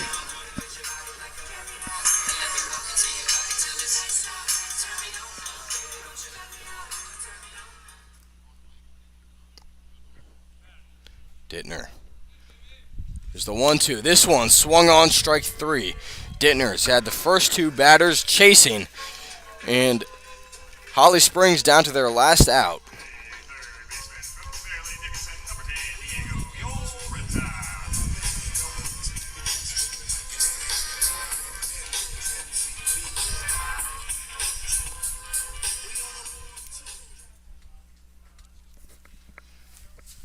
It's Diego Ureta, the third baseman. Takes the first pitch, high fastball, ball 1.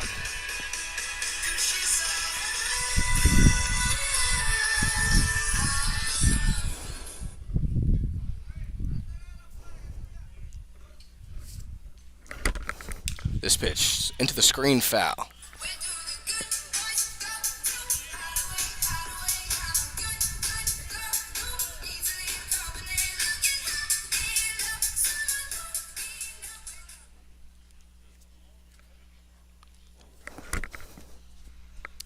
Now the 1-1 from Dittner. That one beneath the knees, ball 2.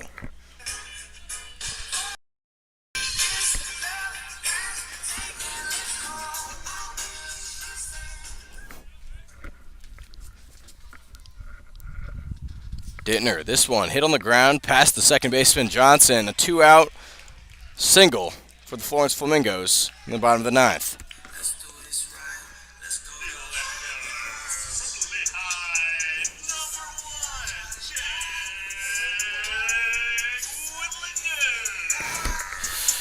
So the Flamingos live to see another hitter. It's Jake Whitlinger coming up 2 for 4 with a stolen base and a run scored. He has the runner Ureta, who's at first. 2 outs, bottom of the 9th. Sharks lead 9-4. Dittner fires outside part of the plate, strike 1.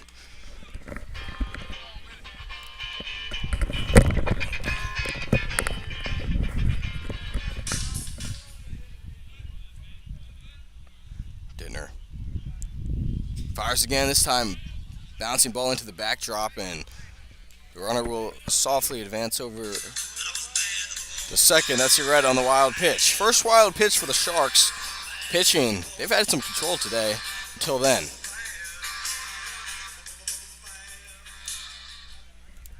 One ball, 1 strike to number 1, Whitlinger, hitting first in the order. Hits this next pitch into the screen. Barehanded catch made by the man on deck, Chris Cole.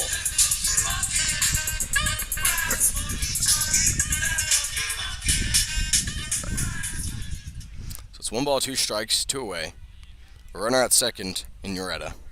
Dittner can put an end to this Tuesday evening. 1-2, swung on, strike 3. There it is, Dittner. A shutout 9th inning with 3 Ks. It's Wilmington. They win 9-4 against the Florence Flamingos. Sharks now 13-8 on the year. Flamingos now 13-8 on the year. Postgame show coming up next on the Wilmington Sharks Baseball Network. My mom has taken up going to the park to practice yoga. My dad's going to a club, but not a book club, a salsa club. Finding new hobbies comes with age. My mom has started getting lost and not knowing where she's going. Becoming lost or disoriented doesn't. Confusion with time or place may be a sign of Alzheimer's. An early diagnosis can help improve the quality of life for your loved one. Learn the warning signs of Alzheimer's at 10signs.org. Brought to you by the Alzheimer's Association and the Ad Council. Wish your life came with a warning app? That dog does not want to be petted. Well, life doesn't always give you time to change the outcome, but prediabetes does. Take the 1-minute test today at doIHavePrediabetes.org. Brought to you by the Ad Council and its Prediabetes Awareness Partners.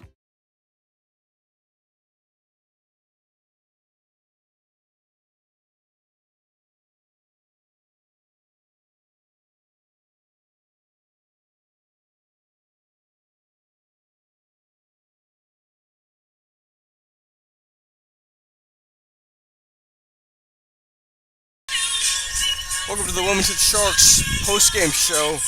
Wilmington with a big-time road dub over the Florence Flamingos, 9-4. Sharks now 13-8, and Flamingos now 13-8 on the season.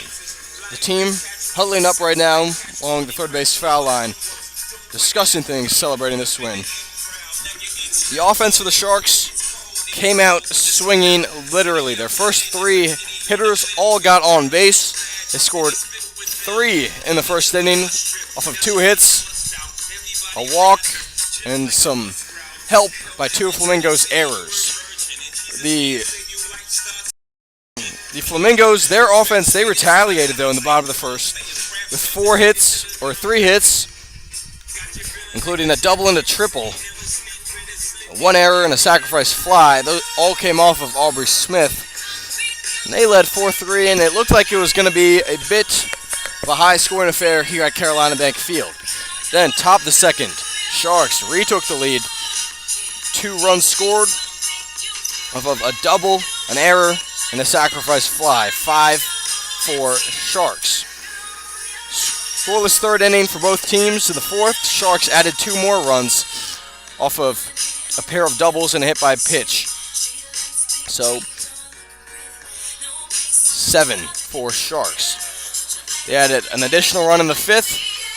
After, on 1 out, 3 straight walks were issued. And then the Sharks, another run for insurance in the 8th inning. After Bubba Jeffries reached on an error, he was driven in by Caleb Johnson's base knock. So a huge win for the Wilmington Sharks as they continue to try to duel for that first half crown. So the winning pitcher for today's game, that will be Aaron Boster out of the bullpen. How about that? 4 innings pitched, 1 hit, no runs, no walks, no strikeouts. In fact, the Sharks pitching, they just allowed 1 walk, despite allowing a total of 9 hits. So, some interesting stats there. Out of the bullpen, Ryan DeWeese, 2 shutout innings as well. He struck out 1. He got some help by some terrific defense by Oliver Zone. So, taking a look at the offense, the losing pitcher, that'll be Branton Little, who pitched the first 4 innings, allowed 5 hits, 7 runs, 1 walk, 1 strikeout. So the offense for the Sharks, Caleb Johnson, 2 for 3 with 2 stolen bases, 2 runs scored, and 2 runs driven in. Trace Wilhoy, 2 for 3 with a double, a run scored, a stolen base, and an RBI. Sorry, no stolen base. Oliver Zone reached 3 times. He was 1 for 4 with a walk, a stolen base, 2 runs scored, and once again, terrific fielding. Bubba Jeffries also 1 for 3 with 2 runs driven in, a double, and 2 runs scored. All around, big time win for the Wilmington Sharks. Moved to 13-8. Florence, they dropped to 13-8. So tonight, let's take a look at some of the important games for the CPL standings. The Morehead City Marlins, they won 10-5 against Greenville. Macon hosting the Bigfoots. That game 7-6 Boone in the top of the 10th, extra inning affair. Asheboro 11-5 in the bottom of the 7th against Holly Springs. The Peninsula Pilots game at Wilson, it's 13-11. Those are probably the 2 best offenses in the CPL, and they're going to bat against each other really hard in the bottom of the 7th. So tonight, Wilmington, they win 9-4 against the Florence Flamingos on the road. Sharks now 13-8. Florence drops to 13-8. Sharks, they next play tomorrow, Wednesday, June 19th, against the Morehead City Marlins with a rematch from Sunday's doubleheader. That game will be at 7 o'clock Eastern Time. Tickets can be purchased at WilmingtonSharks.com. Otherwise, you can tune in on FloSports. So, once again, Sharks win 9-4 against the Florence Flamingos. Both teams now 13-8. And I'm Lance Williams signing off from Florence, South Carolina.